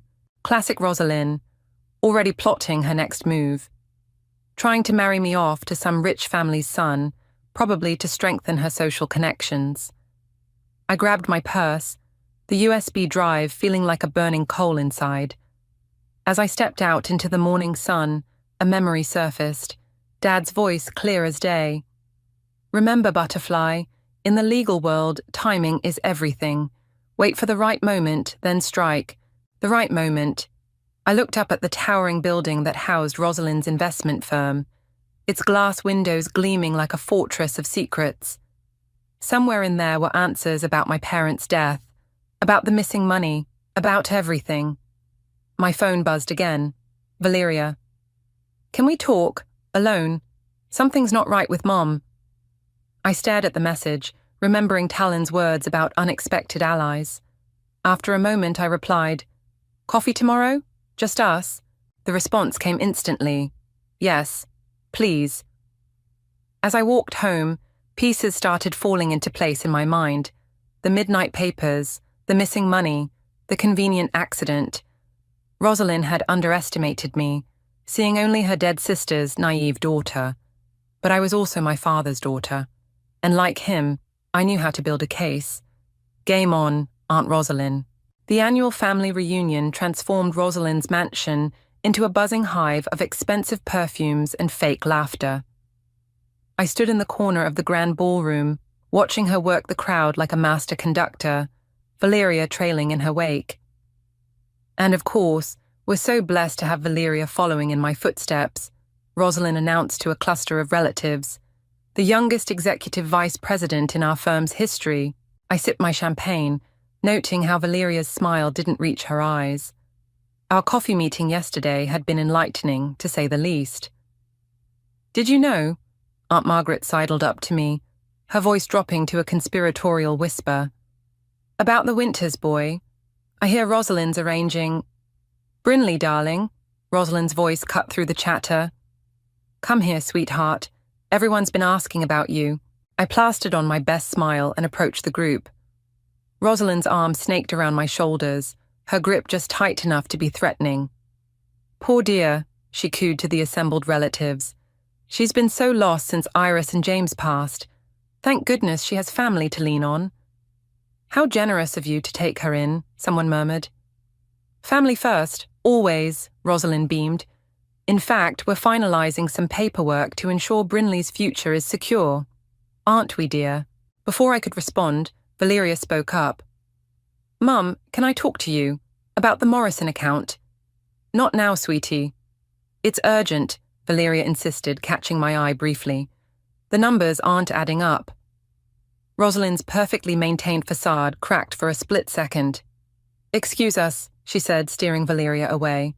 I followed discreetly, positioning myself behind a massive floral arrangement near Rosalind's study door, which stood slightly ajar. "What do you mean, numbers aren't adding up?" Rosalind's voice had lost all its sweetness. "The offshore accounts," Valeria said. "The ones you said were for tax purposes. There's millions missing. You've been poking around in confidential files. I'm VP now, remember? I have access to everything."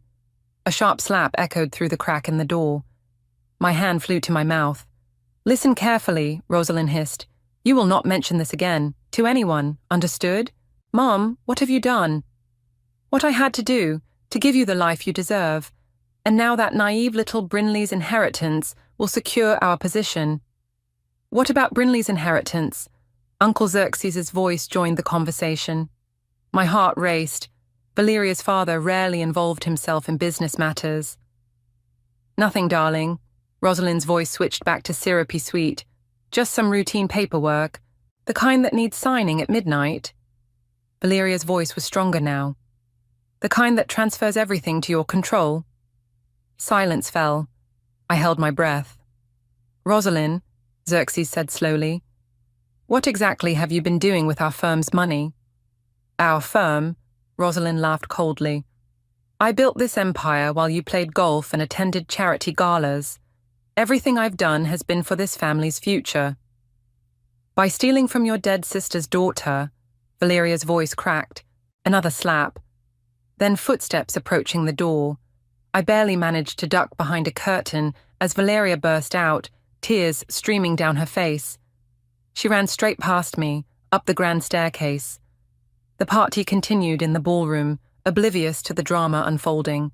I was about to follow Valeria when I heard Rosalind's next words through the door.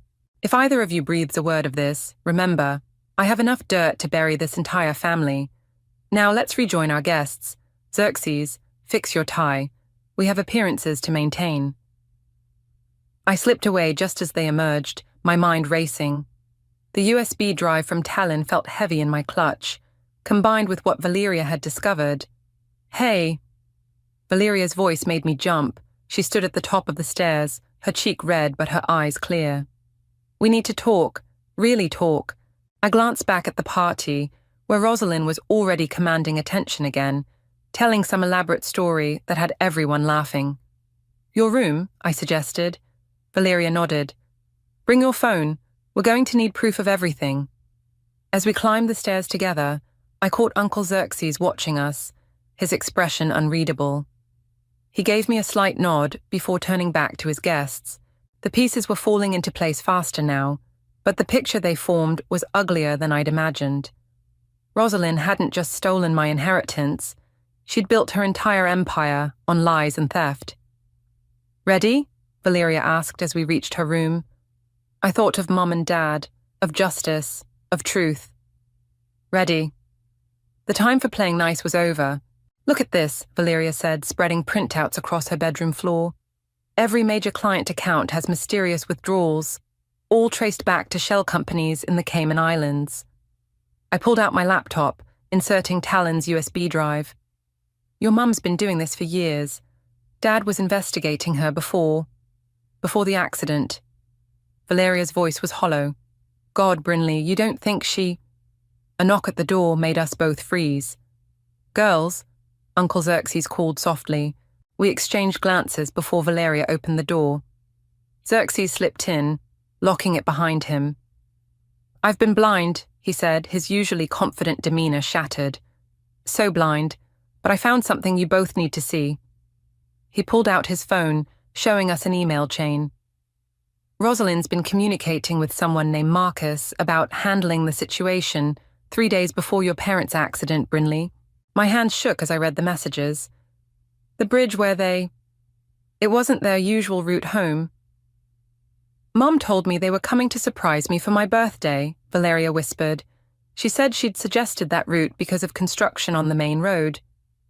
"There was no construction," Xerxes said grimly. "I checked." A text message lit up my phone. "Where are you? The Winters are asking for you. Come down now. Ah.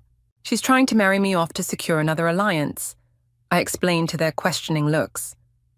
"Classic Mom," Valeria scoffed. "She did the same thing to my last boyfriend when she discovered his family wasn't wealthy enough." "We need Talon," I decided, dialing his number. He answered on the first ring. "I've been expecting your call," he said. "I'm guessing you found more evidence." "More than we imagined. Can you meet us?" "My office, 1 hour. Bring everything." Xerxes stood up. "I'll create a distraction so you can slip out, but be careful. Your mother has eyes everywhere." "She's not my mother," Valeria said firmly. "Not anymore." We gathered the documents, storing digital copies in multiple secure locations. As we crept down the back stairs, we heard Xerxes' booming voice from the ballroom. "Ladies and gentlemen, a toast to my beautiful wife's success." The crowd cheered, giving us our opening. We were almost to the door when, going somewhere, Rosalind stood in the shadows, her eyes glittering dangerously. "Just getting some air," Valeria said smoothly. "The party's a bit overwhelming." "With all those documents?" Rosalind stepped closer. "Hand them over, now." "No." My voice was stronger than I felt. "Everything I've done has been for this family," Rosalind hissed.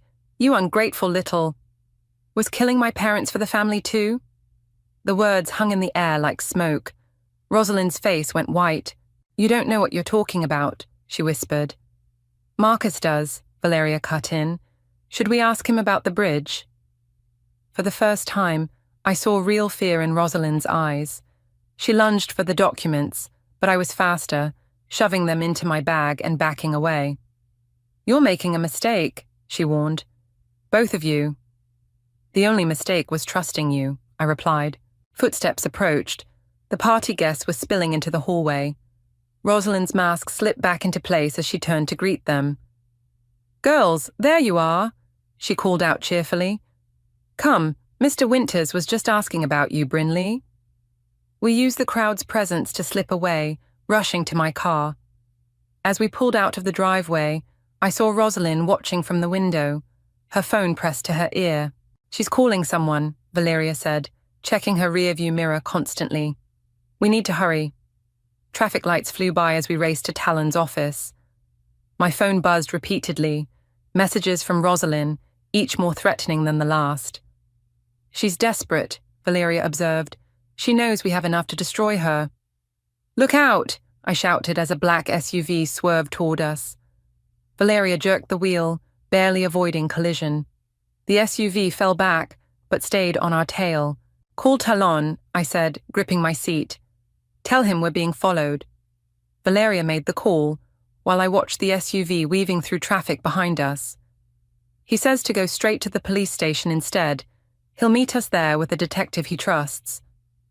I thought of the USB drive, the documents, the emails about Marcus, about Mum and Dad's accident that was no accident at all. "Okay," I agreed. "It's time everyone knows the truth about Rosalind." The SUV was still following as we changed course for the police station. My phone buzzed one final time.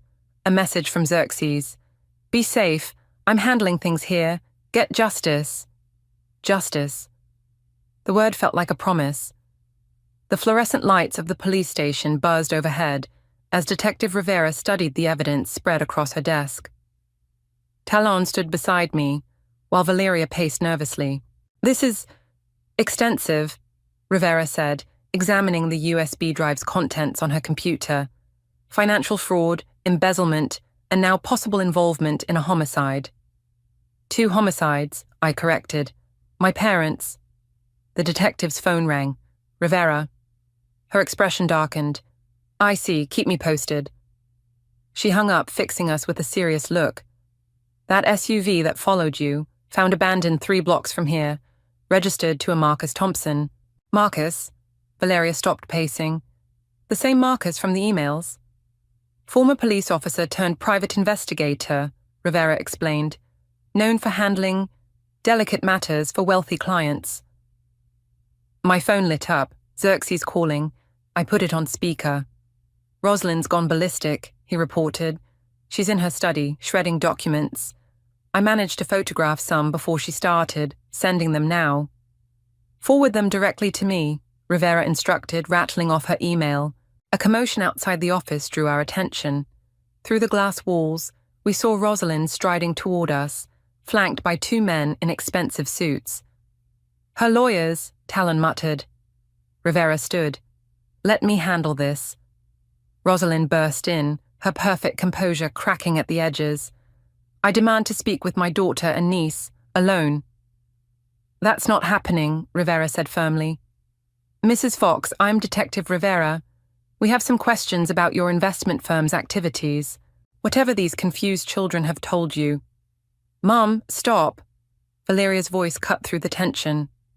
"I saw the accounts. I saw everything." "You saw what you were meant to see," Rosalind snapped. "Everything I did was legal." "Was having Marcus tamper with my parents' car legal?" I stepped forward, anger burning through my fear. "Was stealing my inheritance legal?" The lawyers exchanged worried glances. "Mrs. Fox," one began, "perhaps we should—" "Shut up." Rosalind's composure shattered completely. "You ungrateful little brats. I gave you everything. Status, opportunities, a future. You gave us lies," Valeria shot back. "You built your empire on fraud and murder." "Murder?" Rosalind laughed hysterically. "Prove it. Prove any of it." "Already done," Rivera interrupted, turning her computer screen. "Mr. Thompson is being very cooperative. Seems he doesn't fancy taking the fall alone." The color drained from Rosalind's face. "Marcus wouldn't—" "He already has," Rivera said. "We picked him up 20 minutes ago. Want to hear his statement?" One of the lawyers touched Rosalind's arm. "Don't say another word." But Rosalind was unraveling. "They were going to ruin everything," she shrieked, pointing at me. "Your father and his self-righteous investigation. They had to be stopped." The room fell silent. Even the lawyers stepped back. "Mrs. Fox," Rivera said quietly, "you have the right to remain silent. You think this ends here?" Rosalind's eyes were wild as officers approached with handcuffs. "I still have friends, powerful friends."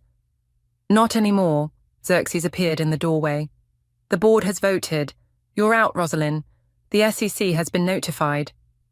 "You," she whispered. "You betrayed me too." "You betrayed yourself," he replied sadly. "And our daughter, and Brinley, and this entire family."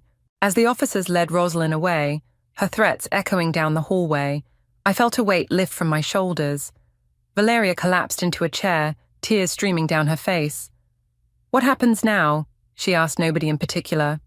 "Now," Talon said, placing a hand on my shoulder, "we start setting things right. The firm, the accounts, Brinley's inheritance, everything." Rivera nodded. "We'll need statements from all of you. This case will take time to untangle completely. I want to help." Valeria stood up, wiping her eyes. "I know where Mom hid everything, every account, every shell company." "I'll handle the legal reconstruction," Talon added, "just like your father would have wanted, Brinley." My phone buzzed one last time. A text from an unknown number. "You'll regret this. R." I deleted it without a second thought. "Detective," I said, "there's something else you should know about the night of my parents' accident." As I began to speak, I felt Mom and Dad's presence stronger than ever. Finally, after all this time, the truth was coming to light. Xerxes wrapped an arm around Valeria, who was still shaking. "We'll get through this," he promised. "As a real family this time." Outside the police station, dawn was breaking. A new day, a new beginning, and finally, justice was within reach. 2 weeks after Rosalind's arrest, the mansion buzzed with a different kind of energy. The annual shareholders' meeting had been transformed into a reckoning. "Everyone's here," Valeria reported, peeking through the study door. "Board members, major investors, even the press." I straightened my blazer, Mom's blazer, the one she wore to important meetings. "Ready?" "Born ready," she smiled grimly. "Dad's keeping them occupied with drinks. Talon's got the presentation set up." We walked into the grand hall together, heads held high. Faces turned toward us, some curious, some hostile, some afraid. These people had trusted Rosalind with their money, their futures. "Ladies and gentlemen," Talon's voice commanded attention from the podium. "Please welcome Brinley, rightful heir to the firm, and Valeria, our acting CEO." Whispers rippled through the crowd as we took our places. A screen lowered behind us, ready for the presentation that would change everything. "Before we begin," I said, my voice steady, "I want to thank you all for coming. What you're about to learn isn't easy, but you deserve the truth." The lights dimmed. The first slide appeared, a photograph of my parents. 3 months ago, my parents died in what appeared to be a tragic accident. Today, we know different. Gasps filled the room as Marcus Thompson's signed confession appeared on screen. "The truth is," Valeria continued, "this firm has been built on fraud, manipulation, and—" She took a deep breath. "Murder." The next hour passed in a blur of revelations. Bank statements, offshore accounts, email trails. With each new piece of evidence, the audience's shock grew. "My God," someone muttered. "Our retirement funds." "Every cent will be accounted for," I assured them. "We've already begun the process of recovering." The doors burst open. Rosalind, out on bail, strode in. Her designer outfit couldn't hide her desperation. "This is illegal," she shouted. "A hostile takeover by children." "Security," Xerxes called, but Rosalind was already at the podium. "You think you know everything," she sneered. "Tell them, Brinley. Tell them how your parents really died. Tell them about the brake lines." The room fell silent. I stepped forward, my heart pounding, but my voice clear. "Yes, let's talk about the brake lines, Aunt Rosalind. Let's talk about how Marcus Thompson sabotaged them on your orders. Let's talk about how you directed my parents to take that specific route home." "Lies," she screamed, but her eyes darted nervously. "We have the proof," Valeria said, clicking to the next slide. Security footage appeared, showing Rosalind meeting Marcus in a parking garage 3 days before the accident. "That proves nothing." Rosalind turned to the crowd. "Everything I did was for this company, for our future." "Mrs. Fox," a board member stood up, "are you confessing to embezzlement?" "I'm confessing to having vision," she spat, "to building something great while the rest of you—" "That's enough." Detective Rivera emerged from the back of the room. "Mrs. Fox, you're in violation of your bail conditions by being here." 2 officers approached, But Rosalind wasn't finished. "You ungrateful little witch," she hissed at me. "Your mother was just the same, self-righteous, thinking she was better than everyone else. She deserved what she got." The room erupted in chaos. As the officers led Rosalind away, her final scream echoed, "I built this. It's mine." "No," I said quietly, though she was already gone. "It was never yours." Talon took the podium. "Ladies and gentlemen, please remain calm. We have a detailed recovery plan to present." The next hour was all business. Valeria outlined the restructuring. I explained the compensation process. Xerxes handled the legal questions. By the end, most of the shareholders were nodding in approval. "We can't undo what's been done," I concluded, "but we can move forward with honesty and integrity, the way my parents would have wanted." The applause was hesitant at first, then grew stronger. People approached with handshakes, condolences, support. "Your parents would be proud," an elderly board member said, squeezing my hand. "Both of you girls, taking on this mess, making it right." Later, as the crowd thinned, Valeria found me by the window. "Look what I found in Mum's desk," she said, holding out a photograph. Mum and Rosalind as teenagers, arms around each other, smiling. "What happened to her?" I wondered aloud. "Greed," Talon answered, joining us. "It corrupts everything it touches." "Not everything," Valeria said firmly. "Not us." Through the window, we watched Rosalind's car disappear into the night, police lights flashing behind it. "Ready for tomorrow?" Talon asked. "The trial won't be easy." I touched Mum's blazer, feeling stronger. "We're ready for anything." The truth was finally out. But this was just the beginning. The courthouse steps were crowded with reporters as we made our way inside. Camera flashes exploded around us, voices calling out questions. "Miss Brinley, how does it feel facing your aunt in court?" "Valeria, any comment on your mother's mental state?" "Mr. Xerxes, will you testify against your wife?" Detective Rivera cleared a path through the chaos. Inside, the marble halls echoed with our footsteps as we approached courtroom 3. "Remember," Talon advised, adjusting his tie, "stick to the facts. Don't let her provoke you." The courtroom doors opened, and there she was. Rosalind, in a conservative navy suit, her hair perfectly styled despite 3 weeks in custody. She turned, her eyes meeting mine with a snake-like smile. "All rise," the bailiff called as Judge Martinez entered. The prosecution's opening statement was devastating. Bank records, witness testimonies. Marcus Thompson's full confession played on screens throughout the courtroom. The defendant didn't just steal money, the prosecutor said.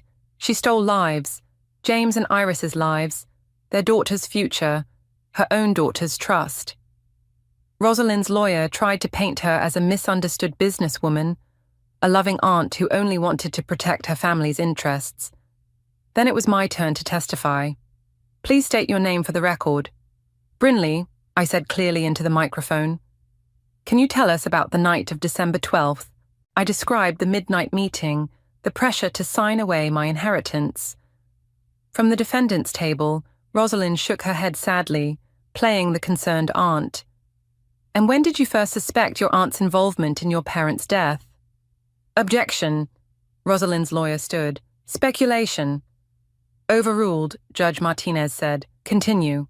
I pulled out Mom's old diary. When I found this, my mother had been documenting discrepancies in the firm's accounts. The last entry was the day before she died. Rosalind's facade cracked slightly. The prosecution presented the diary as evidence. "Your Honor, note the final entry. Meeting R tomorrow. She needs to explain the missing Miller funds." Next came Marcus Thompson. He looked smaller in his orange jumpsuit, defeated. "Mrs. Fox contacted me 3 days before the accident," he testified. "Said she needed a problem handled permanently." "And what did that mean to you?" "She wanted James and Iris eliminated, said they were threatening everything she'd built." Rosalind exploded. "Liar! You acted alone." "Mrs. Fox," Judge Martinez warned, "control yourself." But Rosalind was standing now, pointing at me.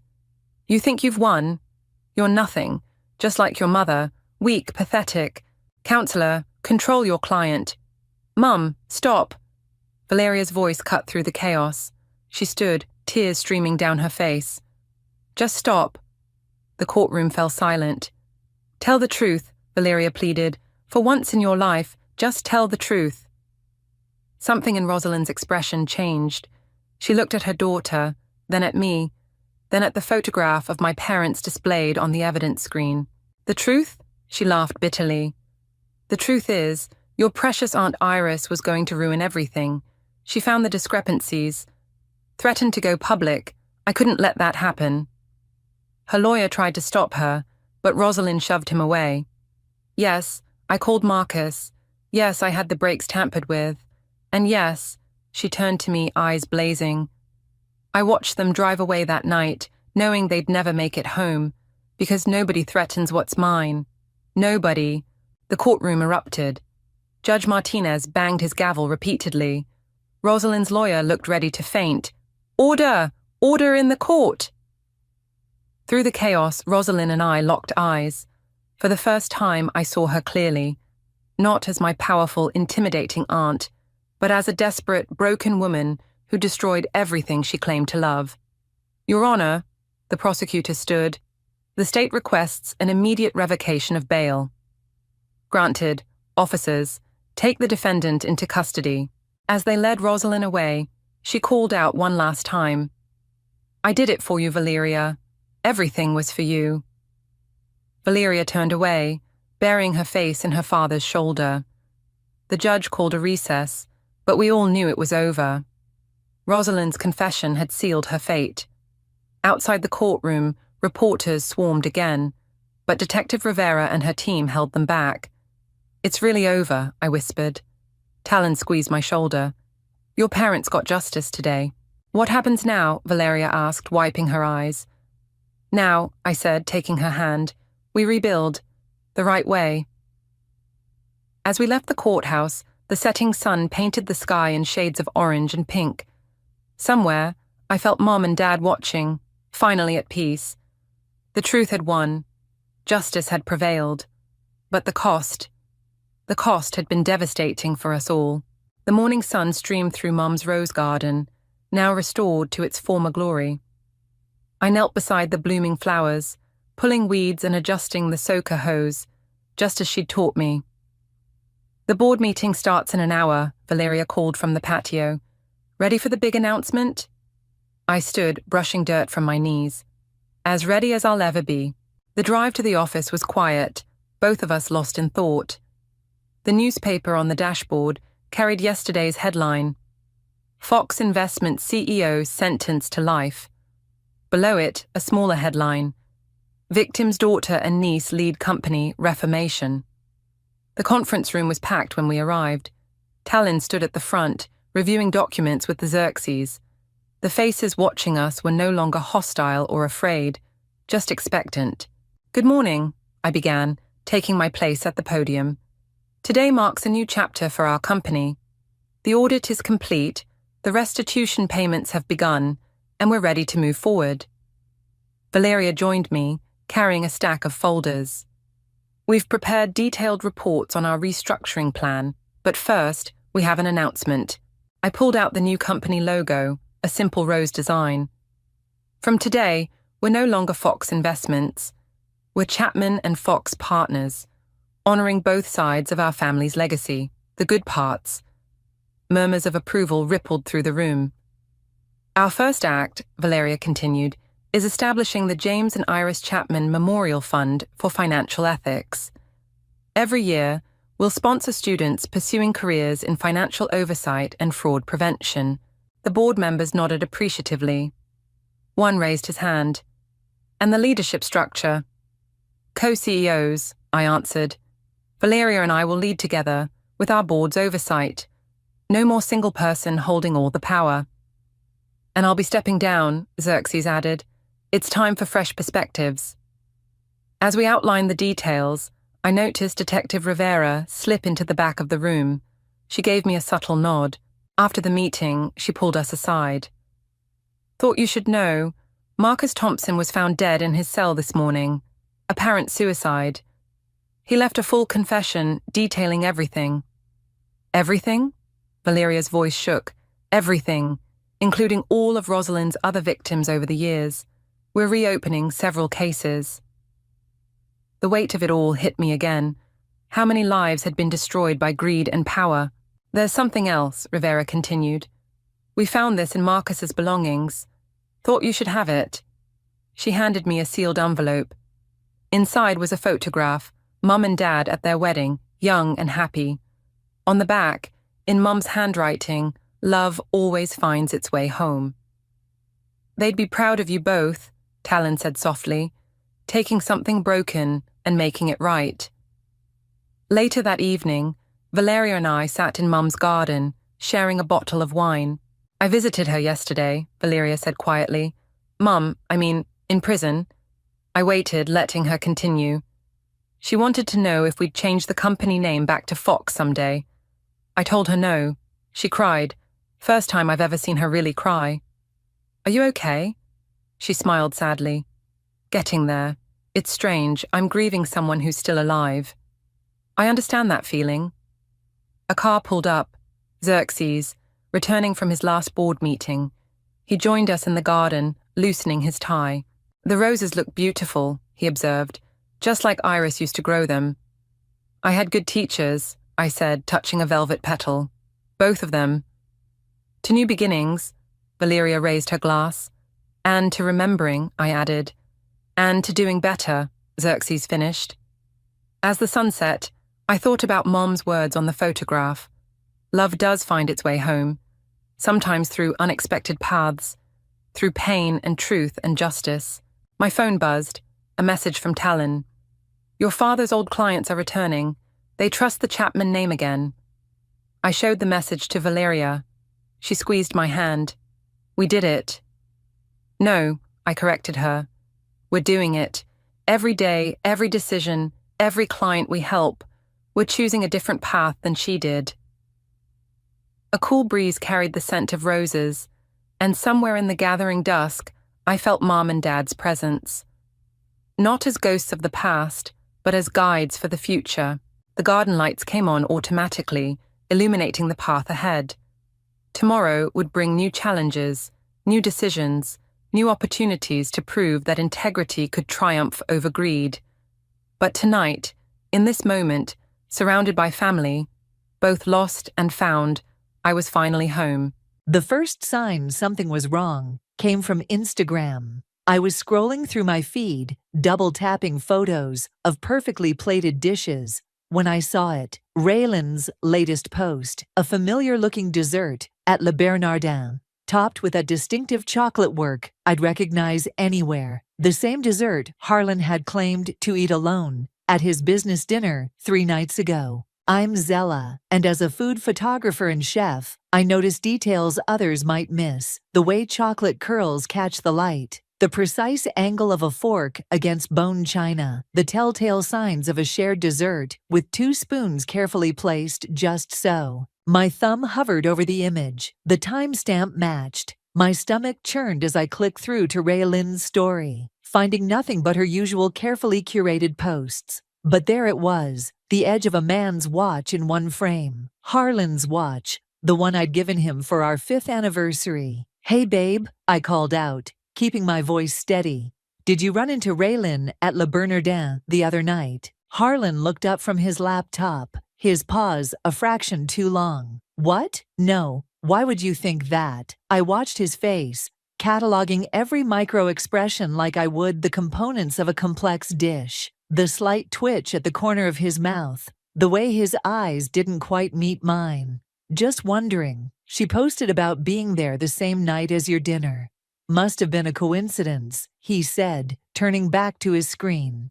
Big restaurant, lots of people. I nodded, already pulling up my phone's tracking app, the one we'd installed years ago, to share our locations, back when we actually cared about each other's safety. There it was. His location history, perfectly overlapping with Raylan's Instagram posts, not just at Le Bernardin, but at dozens of places over the past few months. I'm heading to the studio, I said, gathering my camera bag. Got that shoot for the new bistro on 7th. He barely looked up. Have fun. Instead of going to my studio, I drove to Rayalin's apartment building. My best friend of 15 years, the maid of honor at my wedding, the woman who'd held my hand through my father's funeral. Her car was parked in its usual spot, and right next to it, Harlan's BMW. I sat there for an hour, watching. When they emerged together, his hand on the small of her back, their quick kiss before parting ways, I didn't feel the explosion of rage I'd expected. Instead, a cold, calculated clarity washed over me. That evening, I prepared dinner as usual. Harlan came home late, claiming traffic was terrible. "How was your shoot?" he asked, loosening his tie. I plated his favorite pasta dish, the one I'd perfected during our honeymoon in Italy. "Actually, I've been thinking about hosting a dinner party. It's been ages since we've had everyone over." "Oh?" He took a bite, closing his eyes in appreciation. "What's the occasion?" "No occasion. Just missing our friends. I thought we could invite the usual crowd. Jonah, Marcus, and Kate." I twirled pasta around my fork. "Raylan, of course." He coughed slightly. "Sounds nice. When were you thinking?" "Next Saturday? I'll handle everything. You know how I love planning these things." "Sure, whatever you want." He smiled, reaching for his wine glass. I watched him drink, already mentally crafting the menu for what would be my most important dinner service yet. Each course would tell a story, our story. From the first bite to the last, I would serve them all a taste of their own betrayal. Later that night, I called my sister Elena. "You're being awfully calm about this," she said, after I told her everything. "What good would screaming do?" I stirred honey into my tea, watching it dissolve. "They think they're so clever, sneaking around, sharing desserts, playing their little game. Fine, let's play." "Zella, I'm not going to poison anyone, if that's what you're worried about." I laughed softly. "I'm just going to serve them exactly what they deserve. A perfectly planned, expertly executed dinner party where every single detail matters." And then what? I thought about the way Raylan had hugged me last week, complimenting my new haircut while wearing the perfume I'd bought her for Christmas. About how Harlan still kissed me goodbye each morning, tasting of lies and her lipstick. Then they'll learn what happens when you betray someone who knows how to turn a simple dinner into an unforgettable experience. I sipped my tea, already composing the guest list in my mind. You know what they say, revenge is a dish best served in courses. "Just be careful," Alina sighed. "Don't let this consume you." "Trust me," I said, opening my recipe journal to a fresh page. "This will be my finest work yet." I began to write, each ingredient carefully chosen, each course designed to slowly, exquisitely unravel their carefully constructed deception. By the time I finished planning, the sun was rising, and I had crafted the perfect menu for their last supper as respected members of our social circle. "You're going full Gone Girl on them, aren't you?" Alina sat cross-legged on my kitchen counter, watching me sort through old photographs. "Please," Amy Dunn was unhinged. "I'm just being thorough." I held up a photo from 3 summers ago. Harlan, Raylan, and me at the Hamptons. Their body language was obvious now, the way they stood slightly too close, how his hand barely brushed her waist. "Found anything interesting?" I spread the photos across my marble countertop. "Oh, plenty. Look at this one." I handed her a picture from Raylin's birthday last year. "See how they're the only ones not looking at the cake? They're looking at each other." God, they weren't even trying to hide it, were they? They thought they were clever. I pulled out my phone, showing her the guest list. "What do you think about the seating arrangement?" Alina scrolled through the names. "Jonah next to Raylin. That's cruel. You know he had a thing for her." Has.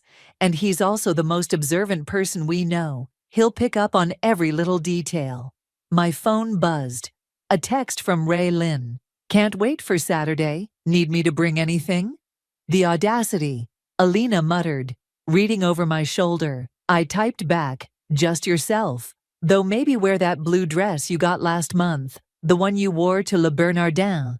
3 dots appeared, disappeared, appeared again. Finally, perfect. See you then. That'll keep her up tonight, I said, setting my phone down. Now, help me with these place cards. We spent the next hour writing names in elegant calligraphy, each card containing a hidden message, visible only under the right light. I'd learned the trick from a wedding photographer, invisible ink that appears when exposed to black light. What about this one? Alina held up a group photo from my wedding day. Rayalyn stood beside me in her maid of honor dress, her hand on Harlan's arm. 2 on the nose?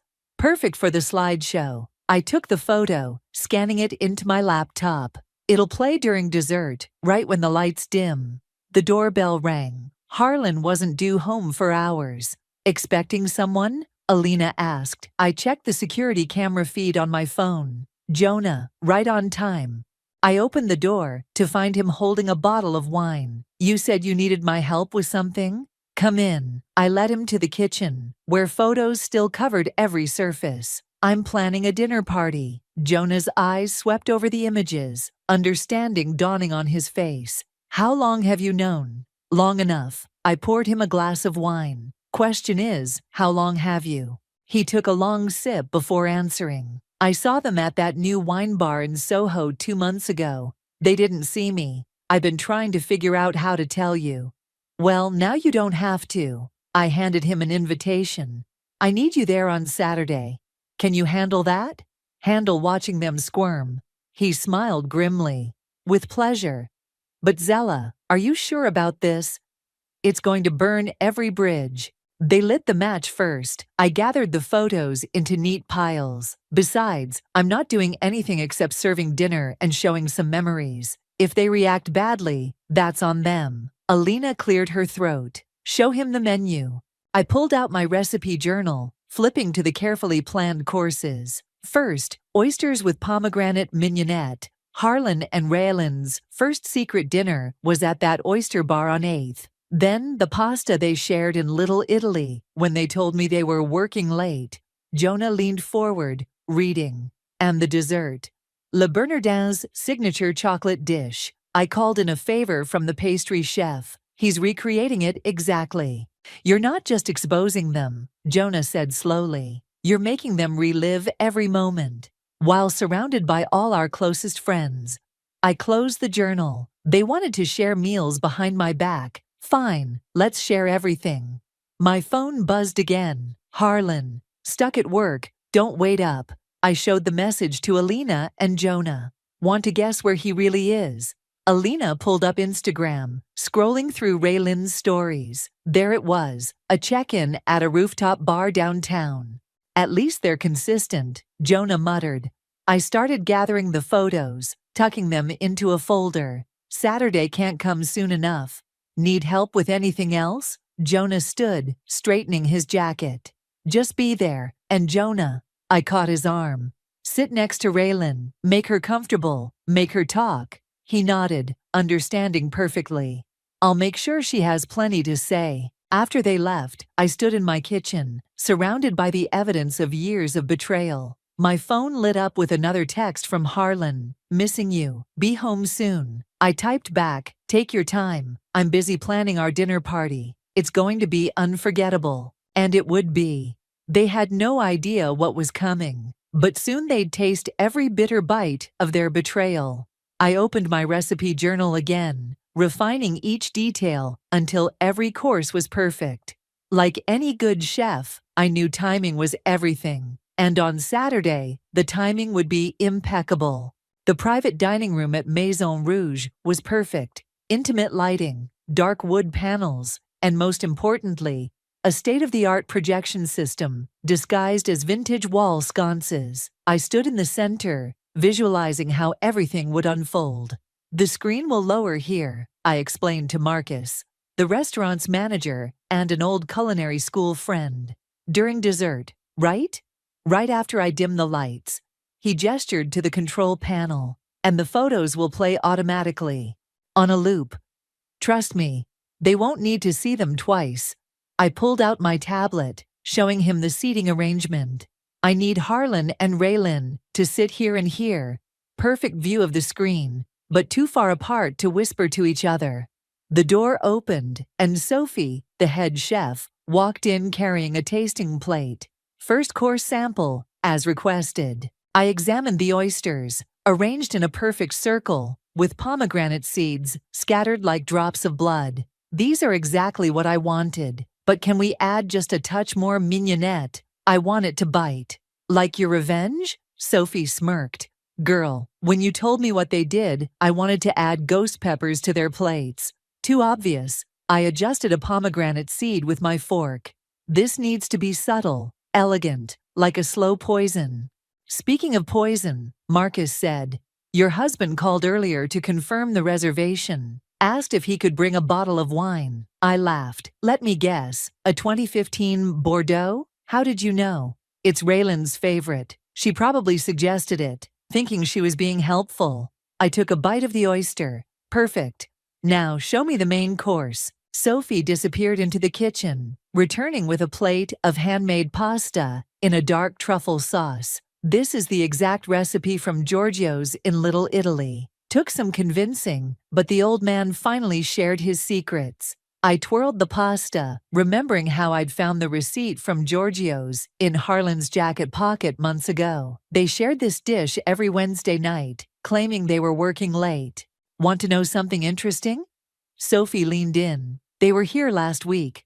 Ordered the same pasta. My hand tightened around the fork. Did they look happy? They looked guilty. Marcus cut in. Kept checking their phones, jumping every time the door opened. Good, they should be nervous. I pulled out my phone, showing them the dessert photo from Le Bernardin. Can you recreate this exactly? Sophie studied the image. The chocolate work will be tricky, but yes. Want me to add anything special? Just make it identical. I want them to recognize it immediately. I stood, walking to the wall where the screen would descend. When the dessert arrives, that's when the photos start. Years of their little rendezvous, all their secret moments, played out for everyone to see. Zella, Marcus touched my arm. Are you sure about this? It's going to be brutal. They made their choice. I straightened a place setting. Now they get to own it publicly. My phone buzzed. A text from Ray Lynn. Hey love. Quick question about Saturday. Is it okay if I bring my camera? Would love to capture the evening. She wants to photograph her own downfall. I showed them the message. How poetic. Sophie shook her head. The nerve of some people. I typed back, of course, you know me. Always love having memories to look back on. You're scary good at this, Marcus observed. I learned from the best. I gestured around us. They taught me how to lie with a smile.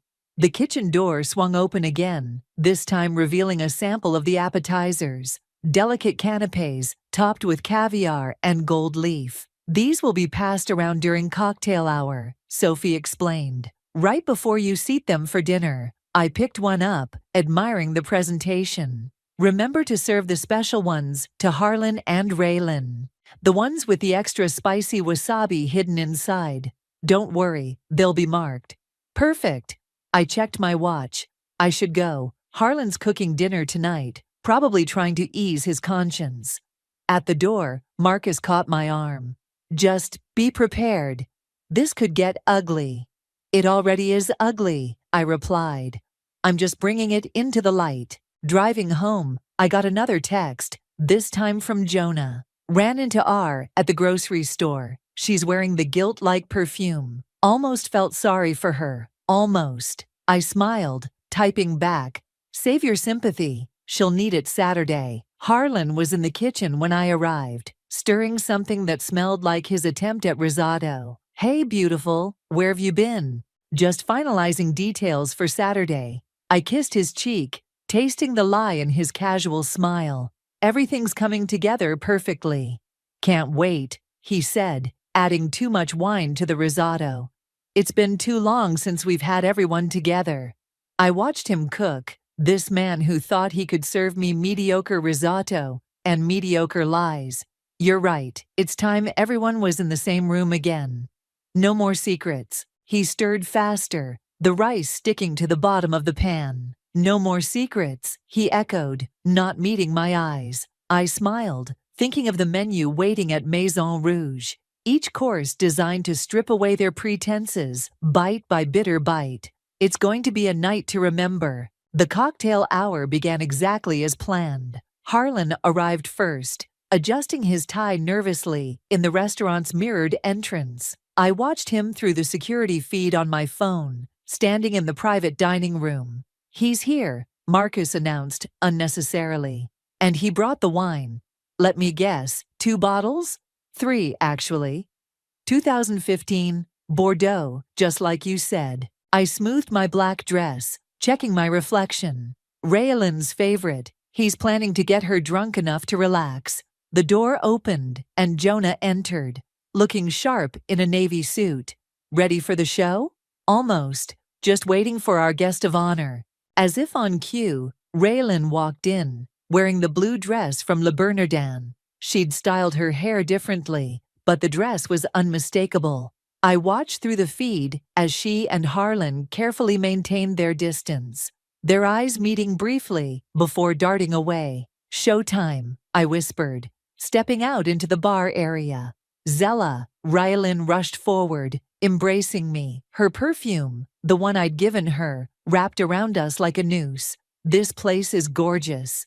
"Isn't it?" I hugged her back, feeling the tension in her shoulders. "That dress looks even better than it did at Le Bernardin." She stiffened slightly, then forced a laugh. "Oh, you saw that post? I meant to tell you about that dinner. No secrets between friends, right?" I waved over a server with the canapes. "Try these. They're specially marked for you and Harlan." The wasabi hit them 3 bites in. Harlan coughed, reaching for his water, while Raylan's eyes watered dramatically. "Oh my God," she gasped.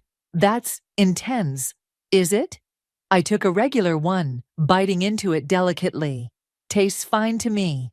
More guests arrived. Couples we'd known for years, all part of our tight-knit social circle. I'd seated them strategically, ensuring maximum visibility for what was to come. "Shall we move to the dining room?" I gestured toward the double doors. "Everyone's place cards are set." Harlan found his seat, frowning when he realized how far he was from Raylan. She sat between Jonah and Kate, looking increasingly uncomfortable as Jonah engaged her in conversation. "Remember that night at the wine bar in Soho?" I heard him ask her quietly. "You looked stunning in that red dress." Raylan's hand shook as she reached for her water. I don't recall.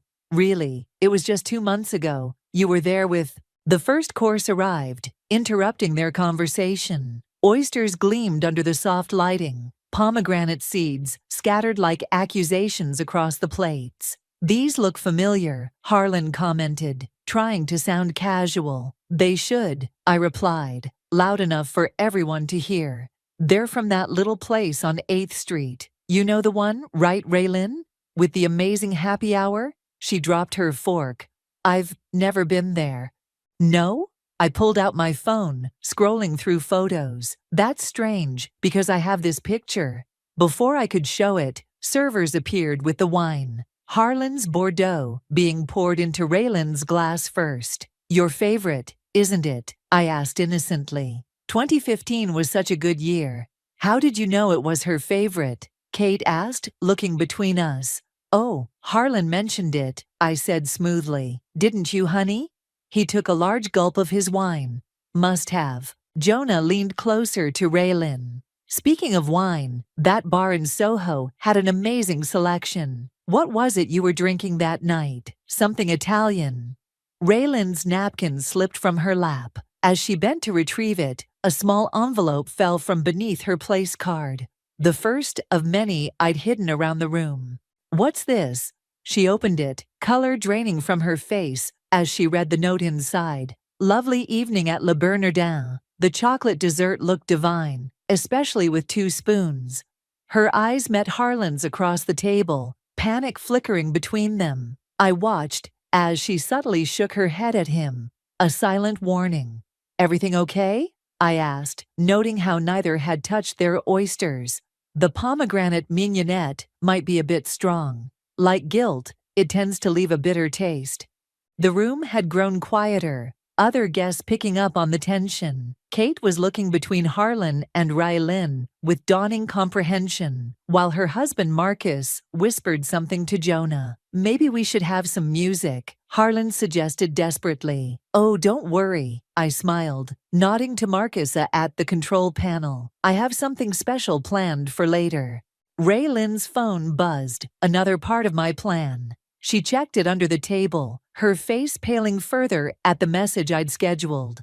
A photo of her and Harlan outside her apartment, his hand on the small of her back. "More wine," I offered, holding up the bottle she'd recommended to my husband months ago. "There's plenty to go around, just like friendship, right? Meant to be shared?" The oysters sat untouched, pomegranate seeds bleeding into the ice beneath them. The first course wasn't even over, and already their perfect facades were cracking. I caught Jonah's eye across the table, and he nodded slightly. Time for the next course. The pasta arrived steaming, the rich truffle aroma filling the room. Giorgio's signature dish, perfectly recreated down to the last detail.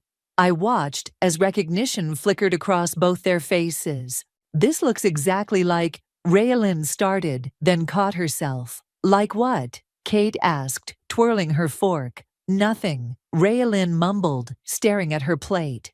"Oh, you mean like the pasta from Giorgio's," I offered helpfully. "The little place in Little Italy. They only serve this dish on Wednesday nights, I hear." Harlan's fork clattered against his plate. How did I what, darling?" I met his eyes steadily. "Know about your favorite Wednesday night spot?" The silence that followed was delicious. Around the table, our friends were starting to exchange glances, pieces falling into place. Speaking of Wednesday nights, Jonah chimed in, right on cue. "Wasn't that your late meeting night, Harlan? The standing appointment with those clients from Boston?" Before Harlan could respond, servers appeared with fresh wine glasses. As they leaned between guests, they discreetly placed more envelopes beside certain plates. Raylan found hers first, a receipt from Giorgio's, dated 3 weeks ago, with her lipstick mark still visible on the napkin I'd retrieved from her purse during our last lunch date. "You know what's funny?" I continued, taking a deliberate bite of pasta. "I always wondered why you came home smelling like truffles after those client meetings." Kate picked up her envelope next, gasping softly as she read its contents. She passed it to her husband, who shook his head in disgust. "Zella," Harlan warned, his voice low. "What are you doing?" "Just sharing memories, honey. Isn't that what friends do?" I nodded to Marcus, who dimmed the light slightly. The wall behind Harlan and Raylan, illuminated with a photo, them entering Giorgio's together, his hand on her waist. The timestamp showed 8:47 p.m. last Wednesday. "Oh my God," someone whispered. Raylan stood abruptly, her chair scraping against the floor. "I need some air." "But you haven't finished your pasta," I said sweetly. "It's your favorite, isn't it? The same dish you two shared every Wednesday while I worked late on my cookbook." "This is inappropriate," Harlan started, but Jonah cut him off. "You know what's inappropriate?" He pulled out his phone. "Meeting your best friend's wife at wine bars in Soho. Want to see the pictures I took that night?" "You knew." Raylan whirled on him, tears streaming down her face.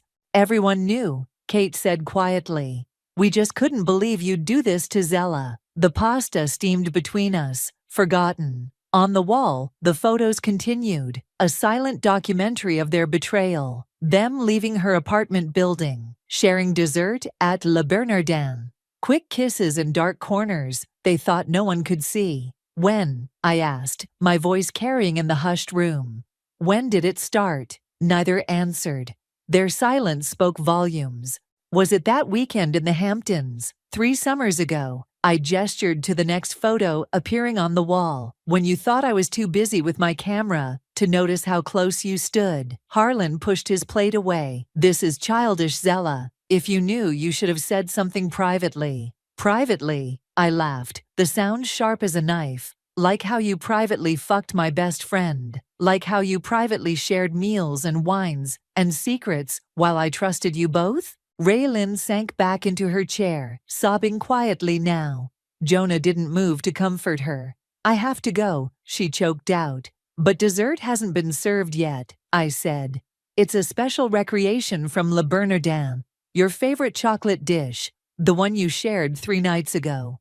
More photos appeared on the wall, a progression of their relationship told through stolen moments and secret meetings. Our friends watched in horrified fascination. How long have you known? Harlan demanded. Long enough to collect every receipt, every photo, every little breadcrumb you two left behind. I took another bite of pasta. It's amazing what people notice when you're too busy gazing into each other's eyes to see them. I can explain, Raylin tried, but Kate cut her off. Save it. We've all seen enough. The pasta grew cold on their plates, untouched like their excuses. Around the table, years of friendship crumbled like parmesan. The main course will be served soon, I announced, as if this were any normal dinner party. I hope you saved room. It's another of your favorites, the salmon, from that place in Brooklyn where you celebrated your 6-month anniversary last month. Harlan's face went white. How could you possibly know about that? I smiled, raising my glass. Let's just say I'm not the only one who's good at keeping receipts. Right, Jonah? The lights dimmed further as servers cleared the pasta plates. In the semi-darkness, I could see Raylin and Harlan's world collapsing, one course at a time. And we weren't even at dessert yet. The salmon arrived under silver domes, each plate a perfect recreation of their secret anniversary dinner. As servers lifted the covers in unison, more envelopes fluttered onto the table. Hotel receipts this time, from their weekend business trips. You know what I find interesting? I swirled my wine, watching the color catch the light. How you both always ordered room service for 2. Stop this, Harlan pleaded, his facade finally cracking. Just stop. Why? Are you uncomfortable? Imagine how I felt finding these in your jacket pocket. I nodded to Marcus, who projected the hotel bills onto the wall. The champagne charges are particularly fascinating. Kate picked up one of the receipts. The plaza, on my birthday. You said you couldn't come to my party because you were sick, Raylin. I can explain, Raylin whispered, mascara streaking down her cheeks. Please do. Jonah leaned back, arms crossed. Explain how you've been sleeping with your best friend's husband. For how long exactly? The silence stretched like pulled taffy, bitter and dark. 18 months, I answered for them. Since that charity gala, where you both disappeared for an hour. Remember that night, Harlan? You came home with lipstick on your collar, the same shade Raylin's wearing right now. More photos appeared on the wall, security camera stills from the hotel lobby, date and timestamps clear as day. Their pathetic attempts at discretion, entering separately but always within minutes of each other. Jesus Christ, someone muttered. Did you think no one would notice? I cut into my salmon. Or did you just not care? Raylin's phone buzzed again. Another scheduled message. She didn't even check it this time, just sat there trembling. Check your phone, Ray, I insisted. It might be important. Like that text you sent Harlan last week about missing his touch. Her head snapped up. You hacked my phone? No need. You used my laptop to check your messages last month. Forgot to log out of your email. I smiled. Amateur mistake. The salmon sat untouched on their plates, just like their guilt sat heavy in the air. I trusted you, I continued, my voice steady. Both of you. You were my maid of honor, Raylin. You stood next to me and watched me marry him. Was that when it started? Were you already fucking my husband when you helped me pick out my wedding dress? No, she burst out. It wasn't. We never meant. To get caught? Jonah finished. Because that's the only thing you're really sorry about, isn't it? Harlan stood suddenly, his chair scraping back. This is enough. We're leaving. Sit down, I commanded. And to my satisfaction, he did. We haven't even gotten to the best part yet. More photos appeared, a timeline of their betrayal, them leaving work events early together, secret meetings in coffee shops, quick kisses in parking lots. I have to admit, I continued, you were thorough. Separate credit cards for hotel rooms, different restaurants each week. But you forgot one thing. What's that? Harlan asked, his voice hoarse.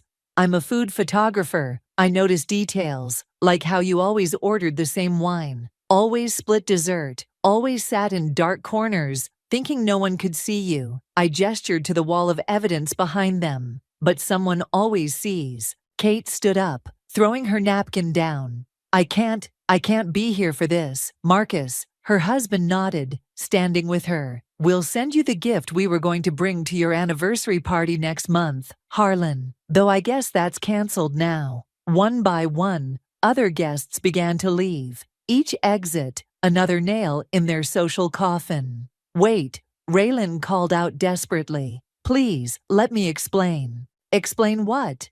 Kate turned back. How you betrayed someone who loved you. How you smiled in our faces while sleeping with her husband. Save your explanations for your therapist. Soon only Jonah remained with us, watching as Harlan and Raylan sat in stunned silence. You know what the worst part is? I said, finally pushing my plate away. I'm not even angry anymore. I'm just disappointed in how predictable you both are. The cheap hotel rooms, the secret texts, the lies about working late. If you knew, Harlan started, why didn't you just confront us? And miss this dinner, please. I stood, smoothing my dress. Besides, I wanted everyone to see exactly who you are. No more hiding in dark corners. Raylan's phone buzzed one final time. She checked it mechanically, then dropped it like it burned her. What is it? Jonah asked. Screenshots, she whispered, of every message we ever sent each other. I took the liberty of forwarding them to everyone in our contact lists, I announced. They should be receiving them right about now. Their phones began lighting up with notifications, messages from friends, family, colleagues, their carefully constructed world of lies crumbling with each incoming text. Dessert will be served in 5 minutes, I said pleasantly. I hope you saved room. It's a very special recreation from Le Bernardin. The chocolate dessert arrived under spotlights, identical to the one they'd shared at Le Bernardin. The delicate chocolate work caught the light, casting shadows across their stricken faces. Look familiar? I asked, as servers placed the plates before them. The pastry chef was very helpful when I showed him your Instagram post, Raylan. He remembered you two specifically, said you seemed very intimate. Harlan pushed his plate away. I can't do this anymore. But it's your favorite, I insisted. You loved it so much, you went back 3 times last month. Always on Tuesday afternoons. Always when I had my cooking classes. Raylan's phone wouldn't stop buzzing. She finally turned it off, hands shaking. My mother just texted, she whispered. She saw the messages. Oh right, I took a delicate bite of chocolate. I made sure to include your parents in the distribution list. And your boss. He seemed particularly interested in all those sick days you took together. Jonah leaned forward. You know what I don't understand? Why keep coming to group events? Why risk being seen? Because they thought they were smarter than everyone else, I answered for them. They thought their little codes and signals were clever, like how Raylan would always wear red when she wanted to meet up. Harlan's head snapped up. How did you know about that? The same way I knew about the hotel room numbers you'd text her disguised as work addresses, or the way you'd schedule fake client meetings in your shared calendar. The chocolate on their plates began to melt, much like their composure. I have to call my lawyer. Harlan reached for his phone. Already taken care of, I smiled. I sent him quite a comprehensive file this morning. He's dropping you as a client, by the way. Something about moral clauses. Raylan started sobbing again. My job, my reputation. Should have thought about that before sleeping with your best friend's husband. Jonah's voice was ice cold. What did you think would happen? The lights dimmed further, and the projector whirred to life one final time. But instead of photos, a video began playing. Security footage from their various meetups, expertly edited together like a tragic romance movie. I had help from the IT guy at your office, Harlan, I explained. Turns out, he doesn't approve of affairs either, especially since his wife left him for her boss last year. The video showed them entering and leaving hotels, sharing intimate moments in parking lots, all time-stamped and crystal clear. Turn it off, Harlan begged. Why? This is your story. Don't you want to see how it ends?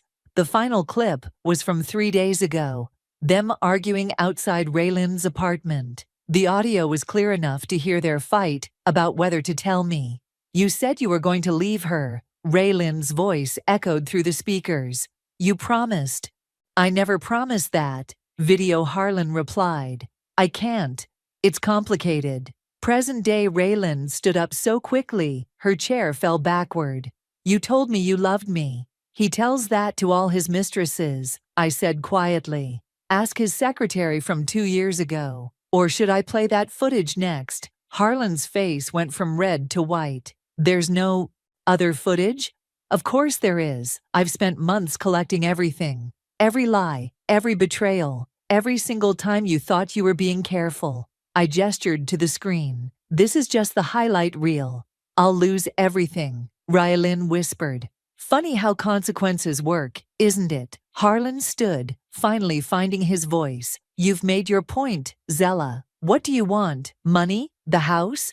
I don't want anything from you, I replied calmly. I just wanted everyone to see the truth. No more secrets, remember. The chocolate desserts sat melting, forgotten symbols of their deceit.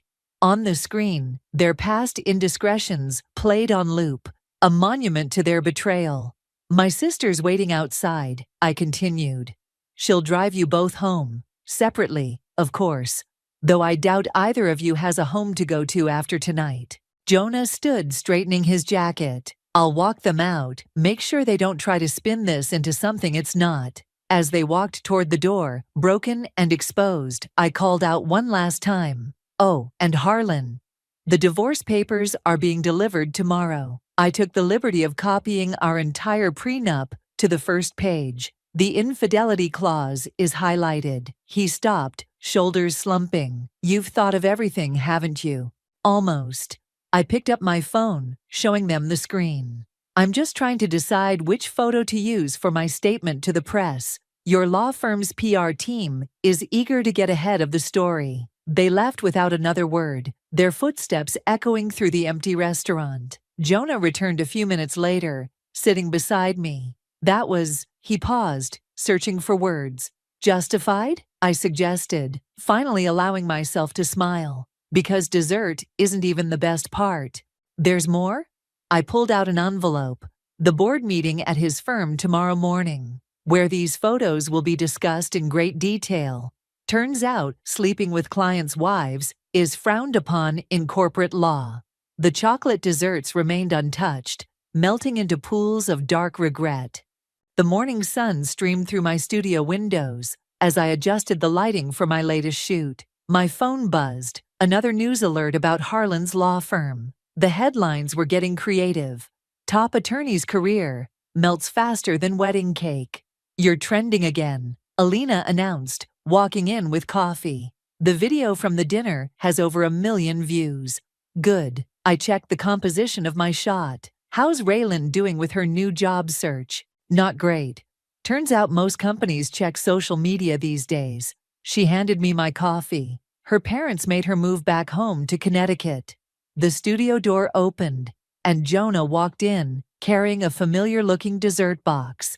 Special delivery from Le Bernardin. I laughed. The chocolate thing again. Actually, it's better. He opened the box, revealing an elegant cake. They want you to photograph their new dessert menu. Apparently, your dinner party story impressed the chef. Karma's got a sense of humor, Alina mused. My phone buzzed again. A text from Kate. Just drove past your old house. Moving trucks are there. He's really leaving. Speaking of karma, I showed them the message. The prenup worked exactly as planned. Did you ever think about just confronting them privately? Jonah asked, setting up his laptop. Instead of, destroying them publicly? I adjusted my camera settings. They chose to betray me publicly. Every dinner out, every hotel stay, every lie to our friends. That was their choice. I just made sure everyone saw the whole picture. Speaking of pictures, Alina pulled up a website on her tablet. Raylan's photography business is officially closed. Her clients all canceled after seeing the video. She should have stuck to Instagram filters, I murmured, focusing my lens. The studio door opened again. Marcus and Sophie from the restaurant. You'll never guess who just tried to make a dinner reservation. Marcus grinned. Harlan said he wanted to apologize. What did you tell him? That we're booked solid for the next century. Sophie set down a bag of pastries. Also, we're launching a new special. Called it The Sweet Revenge. It's selling out every night. My phone lit up with another message. From Harlan's law firm. Ms. Wilcox, we'd like to discuss featuring your photography in our rebranding campaign. Our new focus is on integrity and transparency. Now that's ironic. Jonah laughed, reading over my shoulder. Should I take it? I asked, already knowing the answer. Absolutely, Alina said. Charge them triple your usual rate. The morning light caught the lens of my camera, casting prism patterns across the studio wall. Like evidence of betrayal, they formed a perfect timeline of shadows and light. You know what the best part is? I adjusted my tripod. I never raised my voice, never threw anything, never even cried. I just showed everyone who they really were. Through food, Sophie added, which is honestly the most chef thing ever. Through truth, I corrected. The food was just the medium. My phone buzzed one final time. A notification that the divorce was officially filed. No contests, no delays, just Harlan's signature on every page, exactly where it needed to be. So what now? Jonah asked, helping me set up the next shot. Now, I smiled, focusing my lens on the Le Bernardin cake. Now I do what I've always done. Create beautiful things, tell stories through food, and never settle for mediocre love or lukewarm pasta. And the house? Alina asked. Selling it. Already have 3 offers. I checked the light meter. Turns out, people love a good scandal location. The studio filled with morning light and possibility. On my laptop, another email notification popped up. A major publishing house interested in my story. From food photography to private investigation, a recipe for revenge. You're not actually going to write it, are you? Marcus asked. I thought about all the messages I'd received from other women, thanking me for showing them how to reclaim their power without losing their dignity. Maybe. I adjusted the cake's position slightly. But first, I have a dessert menu to shoot. Sophie, can you move that chocolate curl about 2 millimeters to the left? Perfectionist, she teased, but did as asked. I looked through my viewfinder, focusing on the intricate details of the dessert. Like evidence, like truth, like revenge. Sometimes the smallest details made the biggest impact. Ready? I asked my assembled friends, each of whom had played their part in my elaborate dinner theater. They nodded, gathering around to watch me work. Through my lens, the dessert looked perfect, each element in its place, nothing hidden, everything exactly as it should be. I pressed the shutter, capturing the moment in perfect clarity. Like justice, like karma, like the truth, some things just needed the right light to be seen. Perfect shot, Jonah said, looking at the preview. It always was, I replied, already setting up the next one. You just had to know where to look. I stood frozen in the hallway, my heart pounding as I overheard my brother's voice through the kitchen door. She's always been terrible with money.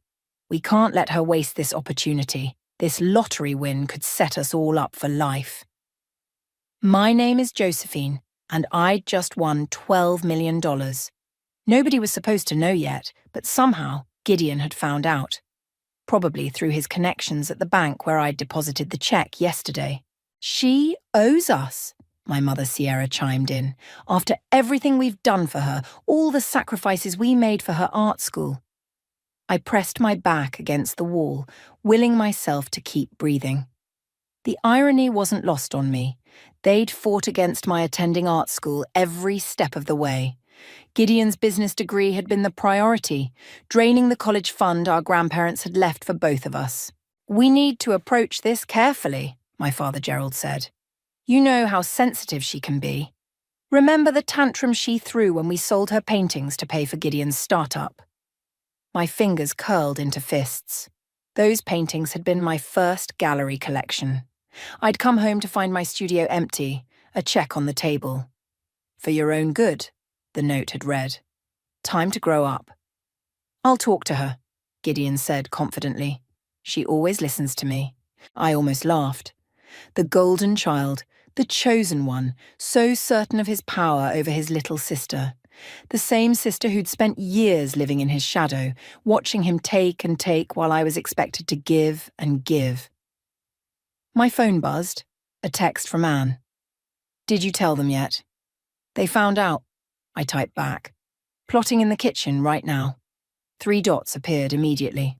"Remember the plan. Stay strong. You've got this." I straightened my spine and pushed open the kitchen door. The conversation died instantly. 3 pairs of eyes turned to me, faces arranged in careful smiles. "Joey!" Gideon stepped forward, arms open. "We were just talking about you." I heard. I moved past his attempted embrace to pour myself coffee. Interesting conversation. The silence was delicious. I turned to face them, leaning against the counter. Mother's fingers twisted her pearl necklace, her tell when she's nervous. Father suddenly found his newspaper fascinating. Only Gideon maintained eye contact, that familiar calculating look in his eyes. "Look, sis," he started, using his boardroom voice. "We should discuss this as a family. 12 million is a lot of responsibility. Like the responsibility you took with my gallery earnings." I sipped my coffee. "Or my college fund." "That's ancient history," Mother cut in. "We did what was best for the family. Gideon's business. Failed spectacularly," I finished. "Just like the 3 ventures after that. How much of my money went into those again?" Father slammed his paper down. "Now see here, young lady." "No, you see here." My voice was steady, surprising even me. "My lottery ticket, my money, my decision. And right now, my decision is to leave this conversation." Gideon stepped into my path as I moved toward the door. "Joey, be reasonable. We're family. We look out for each other." I met his eyes. "Funny how that only works one way." "What's that supposed to mean?" "It means I'm done being the family ATM." I stepped around him. "And Gideon, if you ever access my private banking information again, I'll press charges, family or not." I walked out, leaving them sputtering behind me. My phone buzzed again, Anne sending a gif of a woman dropping a microphone. In my car, I finally let out the breath I'd been holding. The first confrontation was over, but the war was just beginning. They didn't know about the meeting I had scheduled with Scarlett Graham tomorrow, or the trust fund I was setting up. They had no idea that their precious family ATM was about to become something much more interesting. I started the engine, smiling as I remembered the look on Gideon's face when I mentioned pressing charges. For the first time in my life, I held all the cards, and I was going to play them exactly how I wanted. Time to grow up, they'd told me years ago. Well, I had grown up, just not in the way they'd expected. I pulled out my phone and called Reagan. "Hey, cousin, still want to help me shake up the family tree?" Her laugh crackled through the speaker. "Honey, I've been waiting years for this. When do we start?" "Right now," I said, pulling out of the driveway. "Meet me at Anne's. We've got some planning to do." Anne's apartment was our sanctuary, the one place my family would never think to look for me. Reagan sprawled on the couch while Anne poured wine, her cat watching us from the windowsill. "So they actually tried to ambush you in the kitchen." Anne handed me a glass. "That's next level even for them." "You should have seen Gideon's face when I threatened legal action." I took a long sip. "Pretty sure that's the first time anyone's ever stood up to him," Reagan snorted. "About time. Remember when he convinced Uncle Gerald to invest my inheritance in that ridiculous crypto scheme?" "God, that was awful," I said. "Did he ever pay you back?" "Please, he said the market crash wasn't his fault and that family supports family through tough times." Reagan made air quotes with her fingers. "Meanwhile, he bought that Tesla the next month." My phone buzzed. Another text from Mother. Family dinner tonight. Non-negotiable. Your father insists. They're not wasting any time. I showed the others the message. Anne sat forward. You're not going, right? Oh, I'm going. I smiled. They want to talk about family obligations. Let's talk. I'm coming with you, Reagan declared. They can't gang up on you if there's backup. The dinner table that evening felt like a battlefield. Mother had prepared Gideon's favourites, as usual. Father sat at the head, trying to look stern but mostly managing constipated. Gideon arrived last, briefcase in hand like this was a business meeting. Nice of you to grace us with your presence, sis, he said, sliding into his seat. And Reagan! What a surprise. Wouldn't miss it, Reagan smiled sweetly. Family supports family, right? Mother's fork clattered against her plate. Well, since we're all here, we should discuss the elephant in the room. You mean Gideon accessing my private banking information? I took a bite of potatoes. Yes, let's discuss that. That's not, Father started, but Gideon cut him off. I was concerned, Joey. You've never handled large sums well? Like the 10,000 you borrowed for your foolproof startup, Reagan interjected. How did that work out again? This is different, Mother snapped. Josephine, your brother has experience in financial management. He could help. Help himself to my money? I put down my fork. Like he helped himself to my college fund? My art earnings? Gideon opened his briefcase, pulling out papers. I've drawn up a proposal for family investment opportunities. No. The word cut through the room like a knife. What did you say? Father's face was turning red. I said no. I stood up slowly. No to your proposals, no to your guilt trips, no to your manipulation. My money, my choice. After everything we've done for you, Mother's voice cracked. We raised you to be Gideon's personal piggy bank? Reagan stood beside me. To sacrifice everything while he risks nothing. Gideon slammed his hands on the table. You ungrateful little... Careful, brother dear.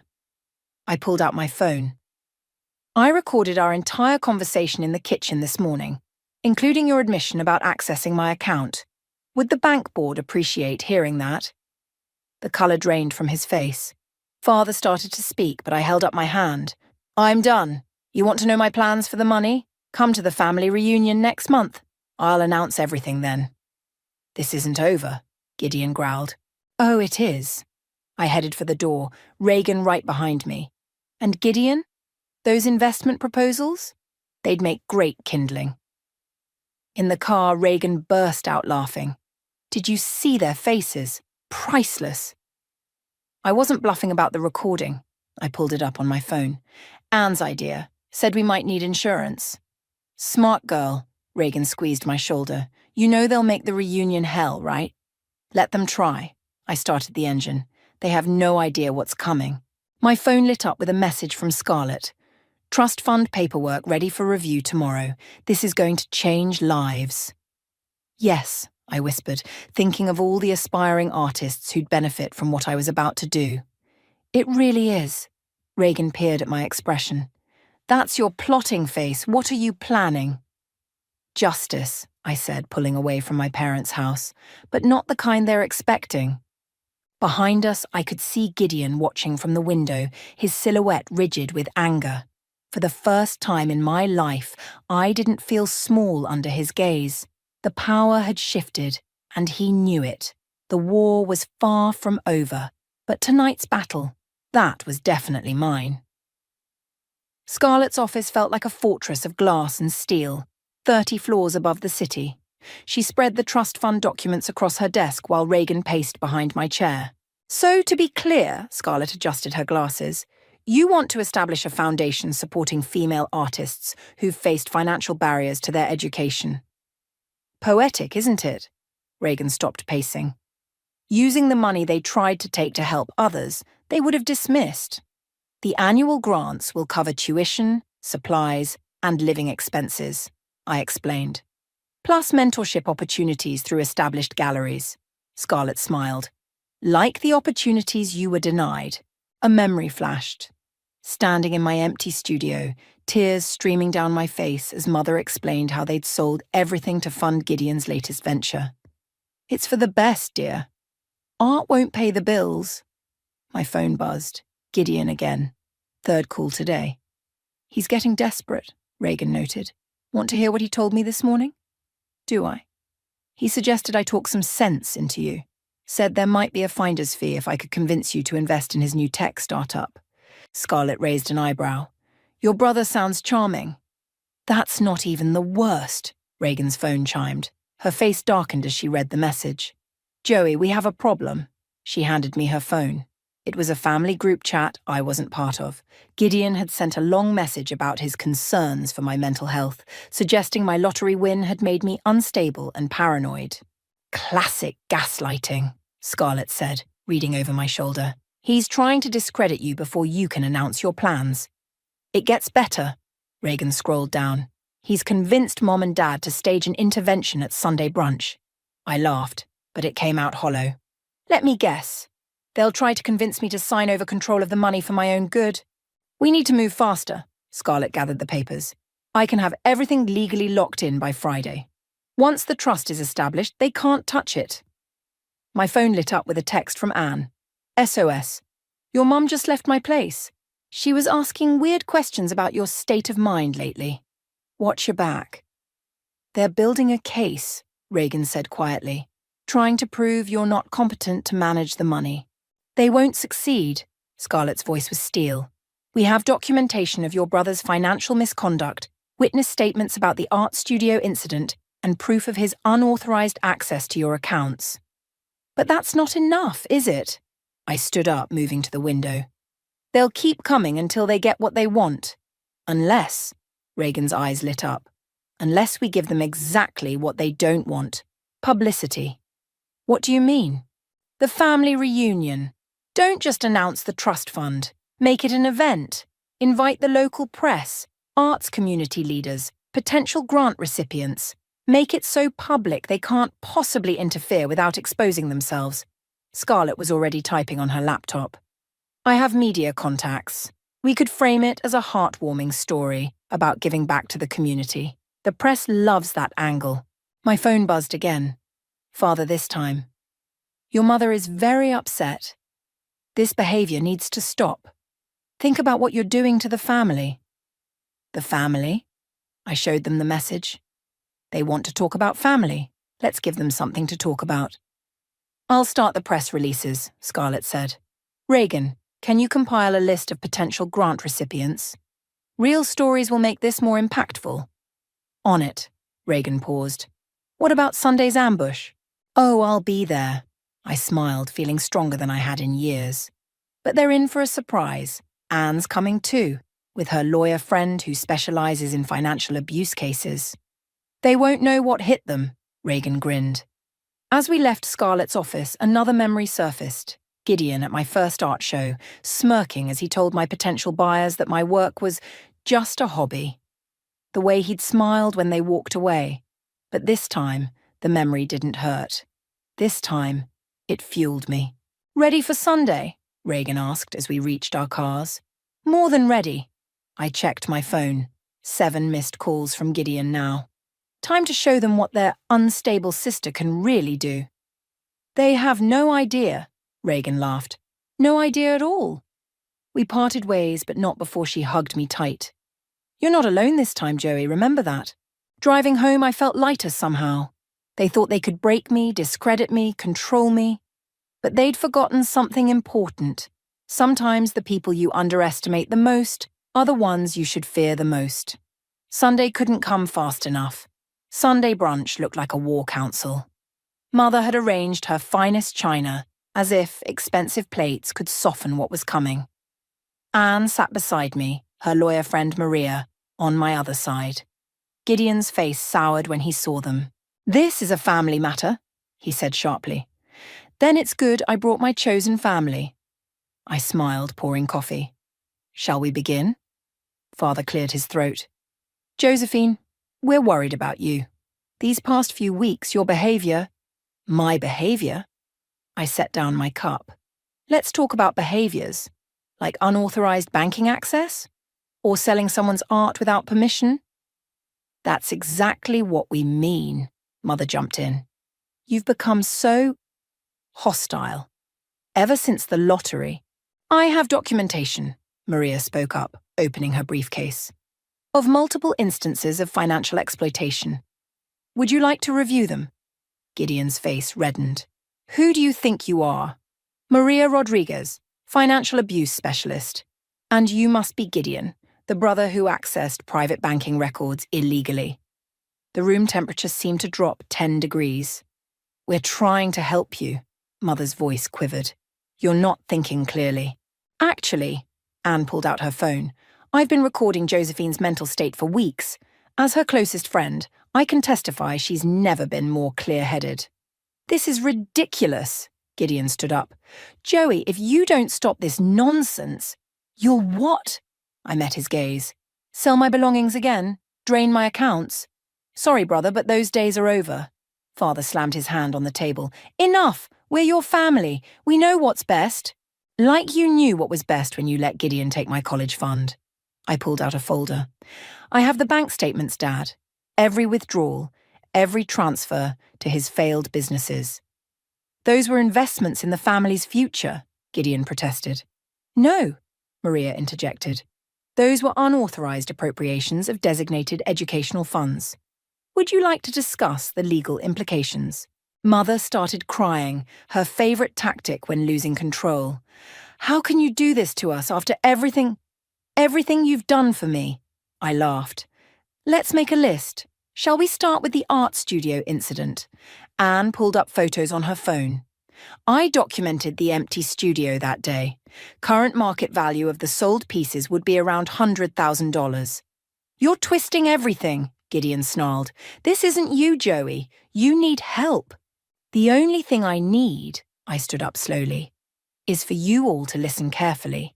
The money is mine. It's already been legally allocated. And if you try to interfere, if you spread one more rumor about my mental state, these documents go public. You wouldn't dare, Father's face paled. Think of the family name. Think of your reputation, I countered. Local businessman exploits sister's art career, attempts financial manipulation after lottery win. Imagine those headlines. You're bluffing, Gideon said, but his voice wavered. Maria pulled out more papers. Would you like to see the press release drafts? We have 3 newspapers interested already. Mother's teacup clattered against its saucer. Josephine, please. The family reunion is in 2 weeks. I gathered my things. I'll announce my plans then. You're welcome to attend as long as you behave. And if we don't, Gideon challenged, then the press gets an even juicier story. I headed for the door, Anne and Maria flanking me. Your choice. Reagan was waiting in her car outside. How'd it go? Better than expected, Anne grinned. Maria was brilliant. They'll retaliate, I said, watching Gideon storm out to his car. This isn't over. My phone buzzed. A text from Scarlett. Trust fund paperwork filed. It's official. They can't touch it now. Let them try something, Maria said, showing me her business card. I've been wanting to take on a case like this. We watched Gideon peel out of the driveway, Father shouting after him from the porch. Mother stood in the window, still crying. 2 weeks, Reagan said.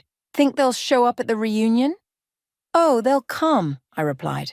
Their pride won't let them stay away. But for the first time, they'll have to play by my rules. Anne squeezed my hand. Ready for the next round? I thought about the trust fund, already processing its first grant applications. About the young artists who would get the chances I never had. About Gideon's face when he realized he'd lost control. More than ready, I said. The real show's about to begin. As we drove away, I caught a last glimpse of my childhood home in the rearview mirror. It looked smaller somehow, less intimidating, just like the people inside it. The war wasn't over, but today's victory? That was just the beginning. The week before the reunion, Mother showed up at my apartment unannounced. She looked smaller somehow, clutching her designer handbag like a shield. Can I come in? Her voice trembled. Please, Joey, just to talk. I left her standing in my living room while I made coffee. Through the kitchen doorway, I watched her examine my newest paintings, scenes of broken piggy banks and empty frames. These are different, she said carefully. They're selling well. I handed her a mug. My gallery show next month is already sold out. A show? She blinked. You never told us. Would you have come? Her silence was answer enough. Joey, I found your old sketchbook yesterday. She pulled it from her bag. My childhood drawings, pages worn and yellowed. Do you remember how you used to draw us all as superheroes? I remember Gideon ripping out the pages he didn't like. We didn't mean... She started, then stopped. We thought we were doing what was best. Best for who, Mom? Before she could answer, my phone buzzed. A message from Scarlett. First grant recipient selected. 19-year-old artist. Parents sold her equipment to pay for brother's college. Sound familiar? Is that about the trust fund? Mother tried to peek at my screen. Gideon says you're wasting the money on strangers instead of family. Of course he does. I put my phone away. Tell me something, Mom. Why did you really come here? She set down her untouched coffee. Your father is worried about the reunion. About what you might say. The truth, you mean? There are things you don't understand, she pleaded. Your brother, he's under so much pressure. And I wasn't. I walked to my paintings. When you sold my first collection? When you told me art was a waste of time? When you watched Gideon take everything I'd worked for? He's your brother. And I'm your daughter. The words exploded out of me. Did you ever think about that? Did you ever once put me first? The doorbell rang. Anne, right on schedule. We'd planned this, knowing Mother would try one last manipulation. Mrs. Collins. Anne nodded coolly as she entered. Perfect timing. Joey, the reporter, is ready for your interview about the trust fund. Mother's face went pale. Reporter? For the arts section, I said. They're very interested in how family experiences shaped my decision to help other artists. You can't, she stood up. Joey, please, think about what this will do to us. Like you thought about what selling my art would do to me. That was different. We needed the money for Gideon, Anne finished. It's always been for Gideon, hasn't it? Mother grabbed my arm. He's your brother. Family stands together. I gently removed her hand. No, Mom.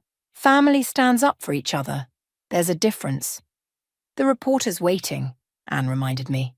You can't do this interview, Mother's voice cracked. I forbid it. I laughed. Actually laughed. I'm not that little girl anymore, Mom. You can't forbid me from anything. Then you leave us no choice. She straightened her spine. Your father has already spoken to his lawyers. If you persist with this publicity stunt, let me stop you there. I pulled out my phone, showing her the recording app. Want to finish that threat on record?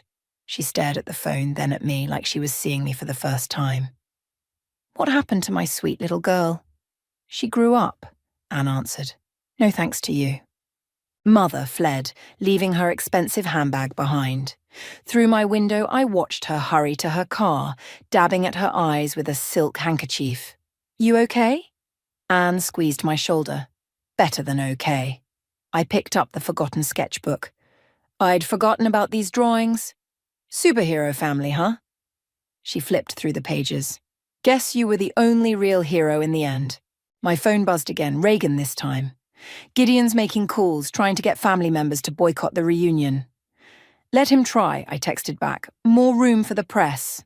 Anne closed the sketchbook. Ready for your interview? I looked at my paintings. Broken piggy banks and empty frames, now symbols of liberation rather than loss. Actually, I want to show the reporter these first. Time to tell the whole story. They won't like that. They haven't liked anything I've done since I stopped being their ATM. I grabbed my keys. Might as well give them something real to complain about. As we left, I glanced at Mother's abandoned handbag. Inside, the old sketchbook waited, a reminder of the girl I'd been and the woman I'd become. Sometimes the best revenge isn't fighting back. Sometimes it's simply becoming who you were meant to be all along. The day before the reunion, Gideon cornered me at my favourite coffee shop. He slid into the seat across from me, that familiar shark-like smile in place. We need to talk, little sister. No, we really don't. I kept scrolling through the grant applications on my tablet. Look at you playing businesswoman. He leaned forward. But we both know you're in over your head. Let me help. Like you helped with my college fund. Ancient history. He waved his hand dismissively. I've got a real opportunity here. Tech startup, guaranteed returns. The answer is no. His smile tightened. I wasn't asking. Are you threatening me? I raised my phone. Should I record this conversation too? Before he could respond, Scarlett walked in. We'd planned this meeting knowing Gideon would try something. Josephine. Perfect timing. She sat down, spreading papers across the table. The press releases are ready, and the first grant recipient wants to share her story at tomorrow's announcement. Gideon's face darkened. What press release? Oh, didn't Joey tell you? Scarlett smiled professionally. We're announcing the trust fund at the reunion. 3 major newspapers, local TV, arts community leaders. Quite the event. You can't. Actually, she can. Scarlett pulled out more documents. Everything's legally binding. Would you like to see the paperwork? My phone buzzed. Reagan. Heads up. Your dad's trying to get the venue to cancel tomorrow's reservation. Already handled, I texted back. Venue owner's daughter is one of our first grant recipients. Gideon was still talking, his voice rising. This is family business. You have no right. I have every right, I cut him off. And tomorrow, everyone will know exactly what kind of family business you've been running. Is that a threat? No, it's a promise. I gathered my things. See you tomorrow, brother dear. Try not to have any more guaranteed business failures before then. He grabbed my arm as I stood. You're making a big mistake. The only mistake, Scarlett said sharply, would be leaving marks before your sister's TV interview tomorrow. He released me like I'd burned him. As we walked out, I could feel his glare burning holes in my back. Outside, my phone rang. Anne. Your mum's here at my place, crying about family loyalty and tradition. Let me guess. She wants you to talk me out of tomorrow? Bingo. She brought photo albums, Joey. Photo albums. I laughed despite myself. Stay strong. Only 24 hours to go. Scarlett touched my arm. Speaking of which, we should review your speech one more time. At her office, Reagan was waiting with coffee and determination. Gideon's been calling everyone in the family, trying to paint you as unstable again. Show them this. Scarlett handed me the morning paper. There, in the arts section, was my interview. The headline read, Lottery winner turns personal pain into community gain. He's going to lose it when he sees this, Reagan grinned. My phone lit up with a text from father. This ends now. Come home immediately. Still giving orders, I showed them the message. Still expecting obedience. Not this time, Scarlett said firmly. Everything's ready for tomorrow. Security's arranged, press is confirmed, and the grant recipients are prepared to share their stories. Another text buzzed through, an unknown number. This is Maria. Your brother just called my office trying to get information about our meetings. Don't worry, client confidentiality is sacred. He's desperate, Reagan noted. They all are. Good. I stood by the window, watching the city below. Let them feel what I felt all those years. Scarlett's printer hummed, spitting out tomorrow's program.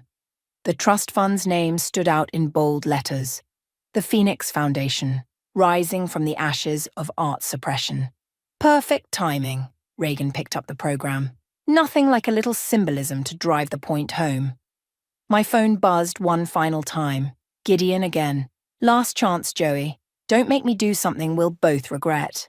Save that one, Scarlett advised. Threats make excellent press fodder. Outside, the sun was setting on the last day of my family's control over my life. Tomorrow would bring either reconciliation or complete severance. Either way, I'd be free. Ready for tomorrow? Reagan asked softly. I thought about Mother with her photo albums, Father with his orders, and Gideon with his threats. Then I thought about the young artists who would benefit from the trust fund, who would never have to feel what I felt. More than ready, I replied. Time to show them what rising from the ashes really looks like. The war was almost over. Tomorrow would decide the victor once and for all. The family reunion venue buzzed with tension. Camera crews set up in the corners while reporters mingled with guests. Gideon stood with our parents near the entrance, his face stormy as he watched more press arrive. "Ready?" Anne squeezed my hand. "Born ready." I adjusted my microphone. Scarlett had insisted on professional sound for the announcement. The first grant recipient, Sarah, approached me nervously. "Are you sure about this? Your brother looks angry." "Let him be angry." I smiled at the young artist. "Today isn't about him," Reagan rushed over. "Heads up, Gideon's trying to convince the cameramen to pack up, offering them money to leave." "Too late for that," Scarlett appeared, tablet in hand. "We're live streaming too. 3,000 viewers already waiting." Mother intercepted me as I walked toward the podium. "Please, Joey, think about what you're doing to this family." "I am thinking about family, Mom, just not the way you want me to." "If you do this," she grabbed my arm. "You'll what?" I kept my voice steady. "Sell my art, take my money, control my life. Those days are over." Father appeared behind her. "Young lady, you will not." "Actually, I will." I gestured to the reporters, and everyone's about to hear exactly why. The microphone crackled as I took the stage. Faces turned toward me.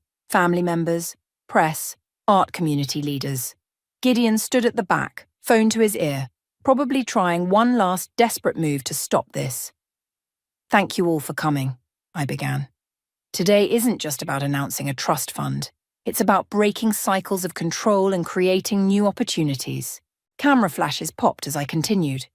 "The Phoenix Foundation will provide grants to artists whose families have suppressed their dreams. Artists like Sarah, who's here today to share her story."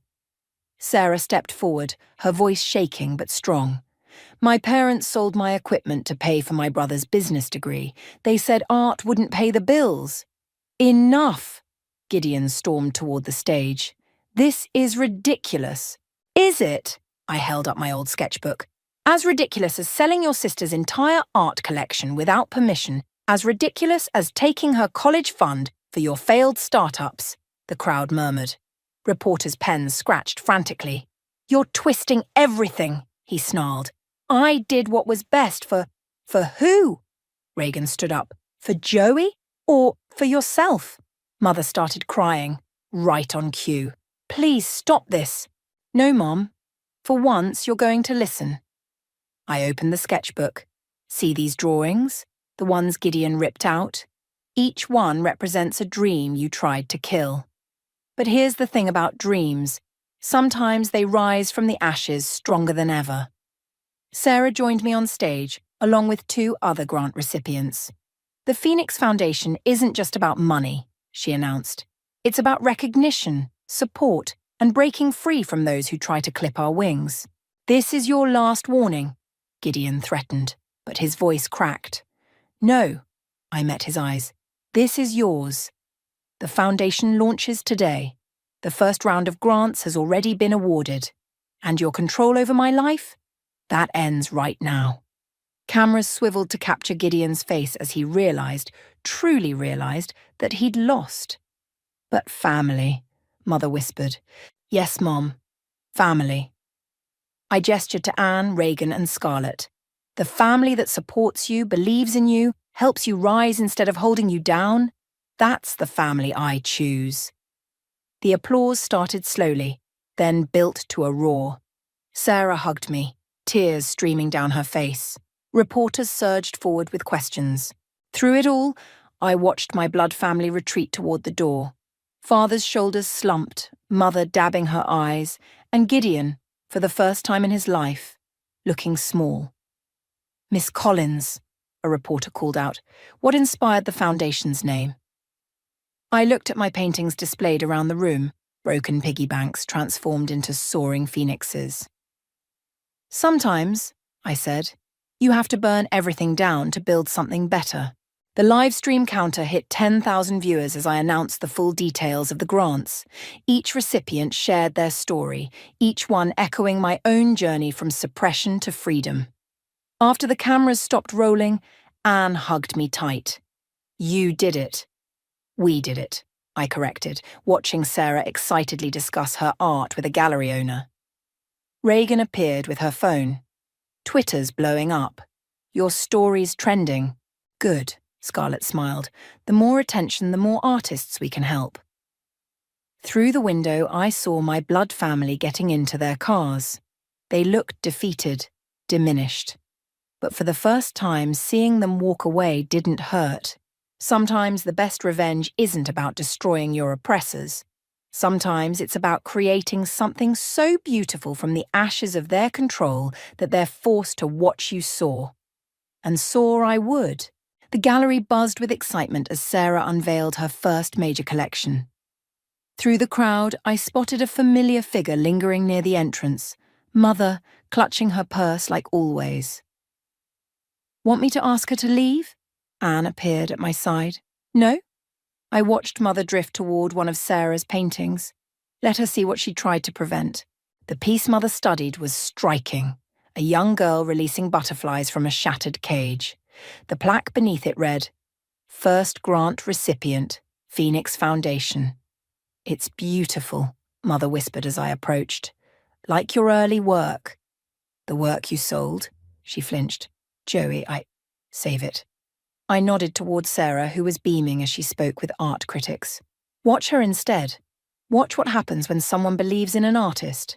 Gideon filed for bankruptcy, she said suddenly. His last venture? It didn't work out. I know. Reagan told me he tried to contact the foundation for a grant. And we don't fund failed tech startups. Mother's laugh surprised us both, short but genuine. You've changed. No, Mom. I've become who I always was. You just never saw me. Scarlett waved from across the room, gesturing to the reporters gathering for Sarah's interview. The Phoenix Foundation had funded 10 artists now, each success story building our reputation. Your father misses you, Mother tried again. Does he miss me, or the money he thought I'd give him? Before she could answer, Sarah bounded over. Joey, the Times critic wants... Oh. She stopped short, recognizing Mother from the reunion photos. Sarah, this is my mother. Mom, meet our first success story. Sarah straightened her spine. Your daughter changed my life, Mrs. Collins. She showed me that family isn't about control, it's about lifting each other up. Mother's eyes glistened. She always was stubborn about helping others. No, I corrected. I was stubborn about surviving you and Gideon. Helping others? That's just basic humanity. Reagan appeared with her tablet. Sorry to interrupt, but you need to see this. She showed us a social media post from Gideon. Family is about forgiveness, ready to admit my mistakes. A Phoenix Foundation? Can we talk? Interesting timing, Anne noted, joining us. Right when his last startup tanks. He means it, Mother insisted. He's changed. Like he changed after the college fund? Or after selling my art? I handed the tablet back to Reagan. Actions speak louder than tweets. The gallery director called for attention. Time for Sarah's speech. As the crowd gathered, Mother caught my arm. What do you want from us, Joey? What will it take? I watched Sarah take the podium, confident and radiant. Nothing, Mom. I don't want anything from you anymore. That's the whole point. But we're family. Yes, you are. I gestured around the gallery. And this is my legacy. Not Gideon's failed ventures or your controlling love. This, art, surviving, thriving, breaking free. Sarah's voice filled the space. The Phoenix Foundation taught me that our art isn't just a hobby. Our dreams aren't negotiable. Our voices matter. Mother dabbed her eyes. You really don't need us anymore, do you? I never needed you to control me. I needed you to believe in me. There's a difference. The crowd applauded as Sarah finished. She'd sold every piece in her collection, a success by any measure. As photographers captured the moment, I saw Mother slip quietly toward the exit. Mom, I called after her. She turned. Tell Gideon that the foundation runs workshops on financial responsibility. He might learn something. A ghost of a smile crossed her face. You really are extraordinary, Joey. I'm sorry I never saw it before. After she left, Anne hugged me. You okay? Better than okay. I watched Sarah sign her first major sale. This is what winning feels like. Reagan checked her phone. Gideon deleted his tweet. Of course he did. I smiled. Some people never change. But some people do. Scarlett joined us, champagne in hand. The foundation just received 3 new corporate sponsorships after Sarah's story broke. Around us, the gallery hummed with possibility. Artists and critics mingled, dreams took flight, and somewhere in the city, my family was finally facing the truth. They hadn't broken me. They'd forged me. To the Phoenix Foundation, Anne raised her glass. No, I corrected, watching Sarah hug her parents who'd learned to believe in her, to rising from the ashes, all of us together. The evening light painted shadows like wings on the gallery walls. Outside, Mother's car pulled away, carrying the last remnants of my old life with it. But inside was all future, all possibility, all freedom. Sometimes the best endings aren't about forgiveness or reconciliation. Sometimes they're about standing in your truth and letting others figure out how to deal with it. I'd finally learned to soar. Whether my family chose to watch or look away, that was their journey now, not mine.